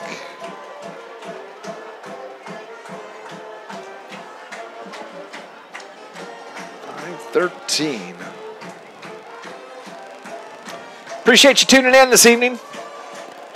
It's Lions broadcast. It's brought to you by Charlie's Air Conditioning and Heating, downtown Carterville, over 30 years, proudly supporting Lions football, 985-2502, or you can go online, Charlie's Air Conditioning and Heating.com. 68-20. Carterville on for the extra point. Dylan Moore set to do the kicking. There's the snap, and it's short by Dylan Moore. 68-20 with 5:13 remaining here in the game. We'll be back. It's Lions football on NewsRadio WJPF.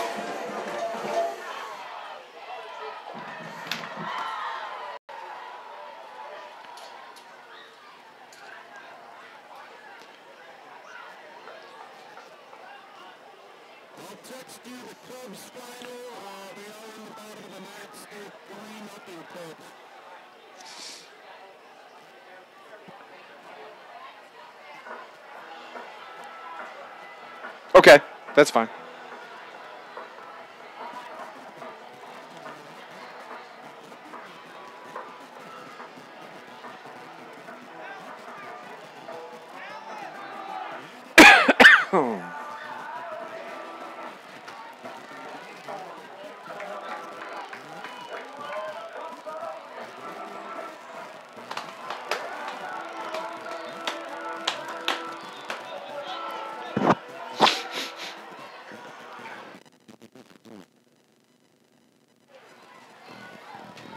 $68-20 here at Lions Field. Just 5 minutes remaining. We do have a rolling clock here this evening. Carterville leads the Sparta Bulldogs as Dylan Moore is set to kick away. Gets into it, right foot, drives it to about the 15. That's where it's taken. And they try the pitch to the far side, and he's run out of bounds. Nice job defensively by the Lions. There's a flag on the play. I'm guessing that may have been a forward pass, which you can't do on a kickoff. They were trying to lateral it to the far sideline. That's just a guess. It was Deion Clark that took the kickoff, and he tried to lateral with his left hand, and it did look like it went forward.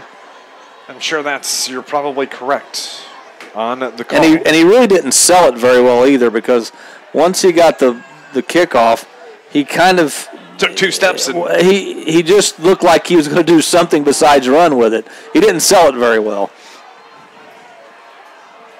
It is illegal forward pass against the Bulldogs. But while all this is going on, that Clark continues to roll. Yes, it does.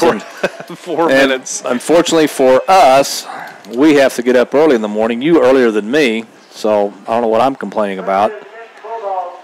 Yeah, it'll be bright and early, but we'll go through, I've got a lot of work to do when I get, because I have to pull all the touchdown audio, get that over to might just news department. Just leave here and go straight to this studio. No, I'm not going to do that. But we'll have complete wrap-ups of all the high school games tomorrow morning on News Radio WJPF and on 103.5 ESPN. Sparta carries it out across the 20-yard line as it's going to bring up second down for the Bulldogs. But again, tune in to Overtime with John Homan. Immediately following the game, this Lions broadcast brought to you by Coldwell Banker Preferred Realty. Happy to support the Carterville Lions. There's a reason we are preferred. Find out why. They are located right there at West Plaza Drive in Carterville. Second down and 8 for the Bulldogs from the 21. 3:10 and counting on the fourth quarter clock. This game is over 2 hours and 35 minutes long so far. As it's the keeper by the quarterback, that is Jarius Hargrove, the sophomore quarterback who's in the game for Bonda. Takes it off the left side, brought down at about the line of scrimmage. 2:45. If you made your way out to Lions Field this evening, thank you for coming out. As it's senior night, nice crowd here on the near side. We appreciate you coming out. We appreciate you listening on News Radio WJPF, or if you were watching on our YouTube feed. 3rd and 8 from the 21. As the quarterback has it stripped from behind. It's on the ground. Carterville could have picked it up. Oh, they're going to say. I think they're going to say it was a forward pass. Yeah. But it's the back judge that made the call. Explain that to me. Well, that's a lot like it's a mercy call. Yeah, I think so, and it's a lot like in basketball. You'll see a couple players in the paint, and you'll have the official out on the wing or on the top of the key make a call when he wasn't the closest to it. So I think you may be right. I think it may just be a mercy call. Second furthest official from the play, yeah, from where it happened, and he rules it incomplete when it actually was a fumble. But it's the mercy rule. We're good with that. Just silliness. 1:30 remaining in the fourth quarter of the ball game. Sparta set to punt. They get the punt away. And it hits at the 45, and Sparta downs it in Carterville territory at the 46-yard line. This Lions broadcast brought to you by the City of Carterville, Mayor Brad Robinson, proud sponsors and supporters of the Carterville Lions. I don't know that there's going to be another snap of this game. As the clock rolls, 1 minute exactly remaining. Yeah, I don't know. Maybe Carterville's offense goes down the field, but even if they take a delay game penalty, the clock's still going to roll, so there's really no need to do anything, but they're going to send the unit out there. Cubs beat Washington 3-0. That's a final.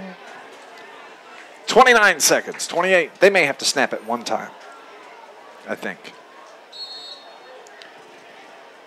68-20. That'll be the final here this evening as Carterville takes a knee. That's the final. 14 seconds on the clock. Didn't start off pretty for the Lions, but they rallied and gathered things up. And 68-20, the final here this evening. Coach D may make his way up here. Don't know. We'll see. Not because he doesn't want to come up and do it, but It's been a long night. It's been a long night, and totally understandable. May have to go down and record one with him. We're going to come back, Scott and I. We're going to choose our Joe's Lawn Care star of the game as we are getting ready to kick off our Wild Hog post-game show. It's next here on News Radio WJPF. Once again, we're going 90, 60, 90. Okay.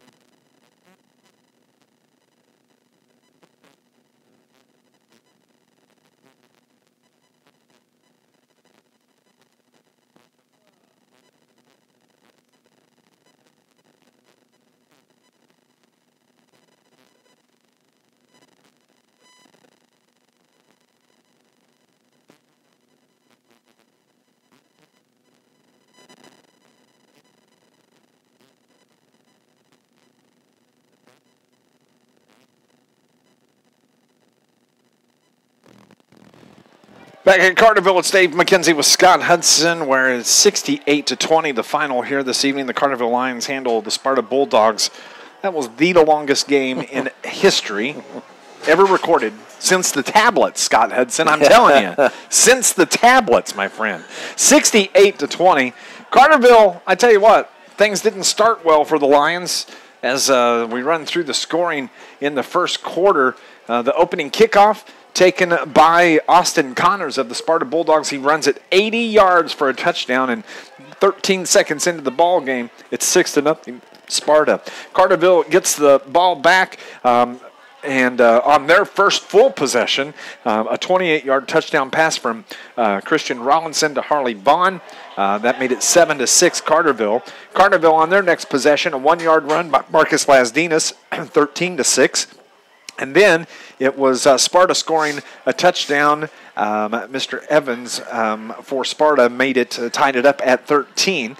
And then on the next possession, Carterville comes back. 12-yard touchdown run by Marcus Lasdinas with 4:02 left in the first quarter. At the end of one, it was 20-13 Carterville. As we open up the second quarter, Carterville had the football. 2 plays into the second quarter, it was a 6-yard touchdown run by Marcus Lasdinas. That made it 26-13. Banda threw to Connors an 85-yard touchdown pass, 26-20, with 10:54 remaining in the second quarter. A couple of possessions, turnover, change of possession, and then a punt. And then Carterville gets the ball back, a 4-yard touchdown run by Marcus Lasdinas with 8 minutes remaining, 34-20. The 2-point conversion was good. Sparta gets the ball back. They punt. Carterville has it. They change it, turn it over on downs, and then Sparta punts the ball away on the next possession by Carterville. A 48-yard touchdown run by Brock Tuttle, 41-20, 2:21 remaining in the third. And then another touchdown by Brock Tuttle, a 21-yard touchdown run with 1:51 at the end of the half. It was 48-20. As we start to play in the third quarter, it was Carterville scoring first in the third, a 15-yard pass from Harley Vaughn, who took over for the injured Christian Rollinson. Harley Vaughn to Nick Kralis, 15-yard touchdown pass, 55-20 Carterville. And then in the fourth quarter, it was Cameron Mead, a 1-yard touchdown run, the 11:56 mark, 62-20. And then Matt Jones, a 1-yard touchdown run, 5:13.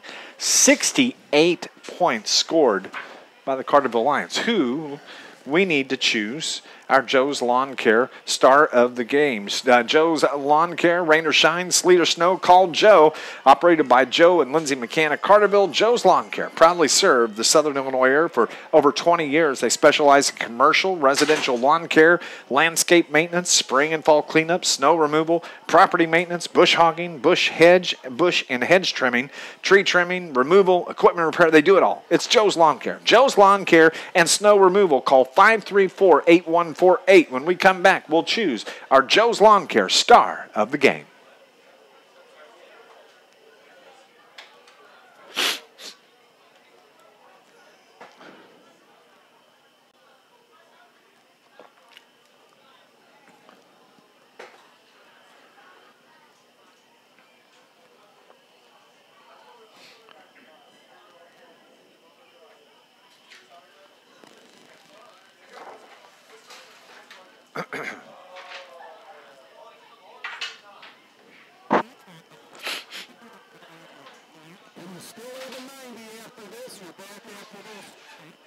Okay.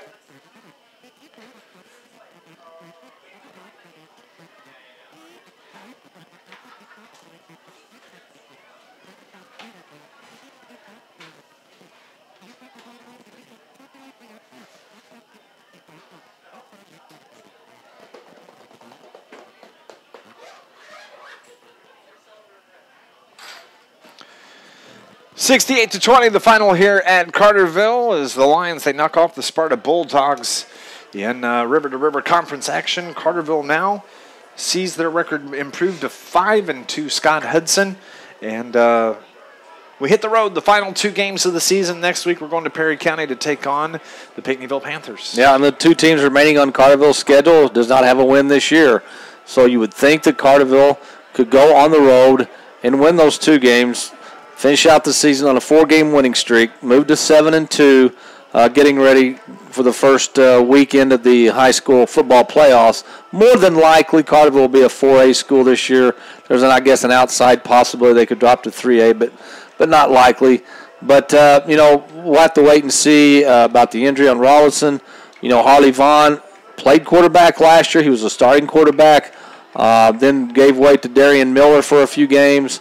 So Holly's got these next 2, tonight and then the next 2 games to kind of get in sync with his receivers and what have you. So it'll be interesting to see what happens the next 2 weeks. But the picture looks very good for Carterville as far as putting up W's the next 2 weeks. We'll have all the action for you starting at 6:45 next week from Pinckneyville when the Lions take on the Pinckneyville Panthers. We'll have the game here online as well. And the last time Carterville went to Pinckneyville, Pinckneyville's a tough place to play. As a matter of fact, the last time I think it was just a 7-point touchdown win, 14-7. That was 2 years ago when we were there. And it's not a gimme for the Lions when they go to take on Todd Rushing and the Pinckneyville Panthers. Well, Todd Rushing is a very good coach. This is his second stint with Pinckneyville as the head coach there. And again, much like Sparta tonight, Pinckneyville is going to be playing for pride. They're not going to have any pressure on them to have to win to get in the playoffs. It's going to be about just going out and playing football. And sometimes those are the scary teams to play because they fear nothing. They're just going to go out and play loose. And Carterville, I think, with the way the game started tonight and really the way the first quarter was played, this should bode well for Carterville going into next week's game because I'm sure Coach Druss is going to stress all week, please do not have another first quarter like you had against Sparta. Don't let a team hang in there that maybe thinks they have a shot at knocking you off. So I think that'll be addressed in practice this week. We shall see as Coach Dennis Druss starts to make his way up here. We didn't have the chance to talk to him in the pregame, but he's chatting with everybody down there, isn't he? He must be a happy camper because he's talking to everybody, and we're waiting on Coach D to make his way up here for our post-game chat this evening. Senior night, big night for the 17 seniors on this team, and but being able to play before their home crowd for the final time in the regular season. I know as a parent, you and I talked about it a little bit in our pregame show. It's hard. It's hard to watch your kids in their last game, and I can remember you know, man, just being on kickoff. Right from the very beginning, I was choked up the entire game, and it's just it's hard to see your babies grow up. Yeah, it is, and as I said before the game, it's harder on parents in a game like this than it is kids. You know, and for me, I remember, you know, it being senior night, and then of course the next thing that was tough was, you know, the final game of the football season, knowing, you know, your kid wasn't going to be playing football anymore. But there's just something about football that's a little bit different than the other sports, I think, when you have a senior night or their season's over. I don't know if it's because there's not as many games in football as there is in, say, basketball or baseball, but it is very special. And Carterville can say that, you know, they won on homecoming and they also won on senior night. And hopefully there'll be some more games here at Lions Field this season. We're going to go on and take our final break as Coach Dennis Dress makes his way to the press box. When we come back, it's Coach D on our postgame show, our Wild Hog postgame show, here on News Radio WJPF.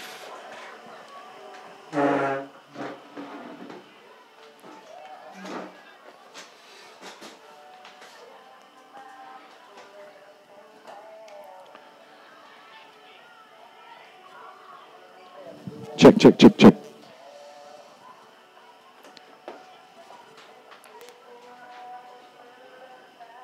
Hey, online, thank you for watching tonight. We appreciate it.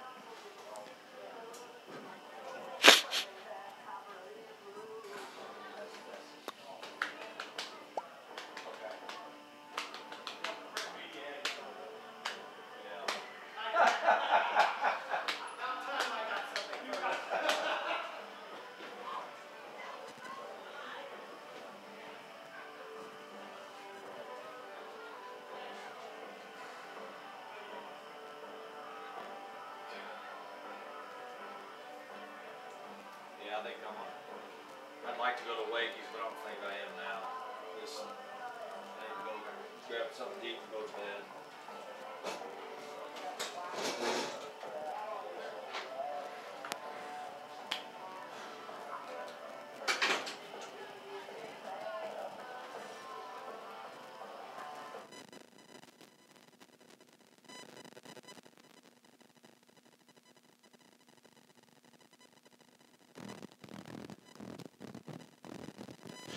Back at Carterville, 68-20, the final score this evening. As Carterville knocks off the Sparta Bulldogs. Coach Dennis Dress joins us here on our post-game show. And, Coach, it wasn't probably the start that you were looking to, but it was the nice finish. Well, you know, we knew that might come. There, you know, you got to give Sparta a lot of credit. Their kids are young, they're athletic, and they play hard. And we stress that to our kids all week. And, you know, we just weren't ready to play, and we thought we'd got beyond that with this team. And you know, they had two good players on the sideline too. 24 and 10 were both big players for them offensively, and they didn't even play tonight. So give them a lot of credit. We got to come out with better focus, and especially going to Pinckneyville next week and play 48 minutes of football, not just, you know, let it kick in when we want it to kick in. Once your offense finally did get rolling, they did roll. Some bad news comes out of the game. Christian Rawlinson has a lower leg injury. We don't know any details on that right now, but didn't look good. But Harley did a nice job coming in relief. Yeah, you know, and Harley gets reps through the week, and he's got a lot of experience from his sophomore and junior years. And, you know, hopefully we get a good word on Christian and things are good with him. But, you know, he's got to step up now and be the leader on the field and be the playmaker. And, you know, along with Marcus and Tuttle, who they had good games tonight offensively.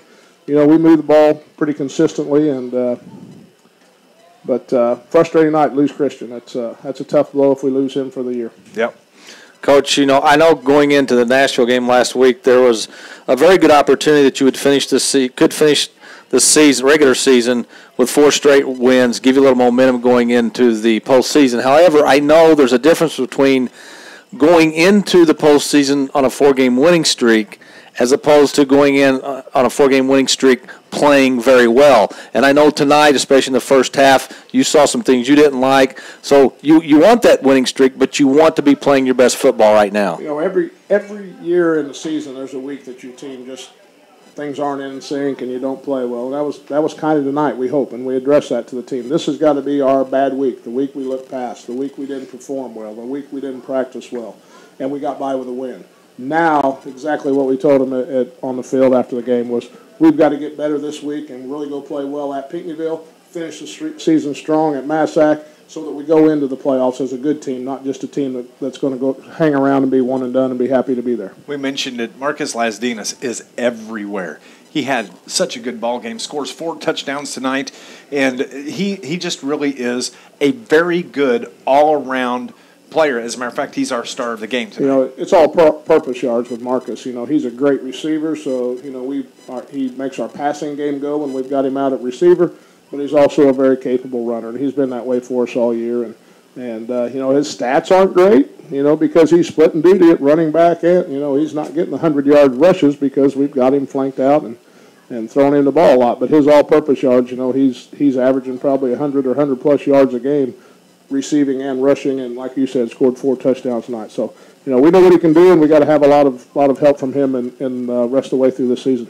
With Harley Vaughn at quarterback now, and maybe the rest of the season, who knows, but with Harley Vaughn at quarterback, does your game plan change any offensively because he's in there and he's so quick with running the ball, or do you just try to stay status quo? Well, you know, we will probably be a run-first team now. Harley's a very capable thrower, but, you know, he's, you know, with losing Luke Ford, we've moved Harley into Luke's position as a receiver, so he's been taking a lot of reps at receiver and not as many throwing the ball, you know, and so, you know, he'll get a lot of reps this week, and we'll see where Christian is at. But Harley's very capable, and, you know, it was good for him to get a lot of time tonight, not just go in the fourth quarter and get reps, but he got a lot of meaningful game reps tonight and meaningful game time, and you know, that'll help him. He's very capable. We're confident in him, and the week of practice will really help him mature and be better next week. 68-20, the final. The Carterville Lions in their final. Let's talk about your seniors. This class of seniors that you have. It's a good group of boys. You know, 17 of them there. They've hung around. You know, we've had battled through injuries this year, and you know, but most of these kids know the role, and that's the key. You know, we know what Marcus does. We know what Brock does. You know, we got linemen on offensive line, and but most of the kids know the role. They're great in practice, and you know, I can go through names and probably leave somebody out. But, you know, we got 17 seniors, and all of them have a role on this team, and all of them have accepted it, and all of them got on the field tonight on senior night and got a victory. And, you know, that's meaningful. We stressed to the kids before, this could very well be your last home game that you ever play on Lions Field, and it's important to go out and play well and get a victory. But, no, we appreciate what they've done, but we just got to keep going now on the road and develop so maybe we do get a home playoff game. You know, there's an outside chance we go 7-2 that we could be here round 1. So that's a big step and would be important to those seniors as well. Congrats on the win. Thank you, guys. Coach Dennis Strauss joining us here on our post-game show. 68-20, the Lions over the Sparta Bulldogs. Scott Hudson, let's put a wrap on this present. Well, it didn't start out great, but it ended well. Big win for Carterville to get their 5th win of the season. They're playoff eligible now. Now, as Coach Struss said, you got to go on the road and you got to finish strong. You've got to get those 2 wins, go to 7-2, possibly get a home playoff game. But more importantly, I think in these next 2 games, the Lions have to play more consistent than they did tonight. There was just some mistakes, and of course the first quarter was not the greatest of quarters for Carterville. But the most important thing is they got the win, and they can move forward from here. And I'm sure this week in practice it's going to be very interesting to try to get these kids up and motivated to play a Pinckneyville team next week that hasn't won a game yet. They got to do it though. They got to keep chugging right along and not have any letdowns, because as we mentioned just a few minutes ago, Pinckneyville can be a tough place to go and play. Yet that is where we find ourselves going next week. Scott Hudson, 6:45 will be the pregame here on News Radio WJPF. Kickoff is slated for 7 o'clock. We'll have it on News Radio WJPF, online at WJPF.com, and we'll have our YouTube live stream up and rolling as well. Appreciate you tuning in this evening. To our producer engineer back at the station, Brian, our pal, to my partner Scott Hudson, Amy on the video. At 68-20, the Lions get the win. We will talk to you next Friday night from Pinckneyville to take on the Panthers. Thank you for listening here on News Radio WJPF to Carterville Lions football.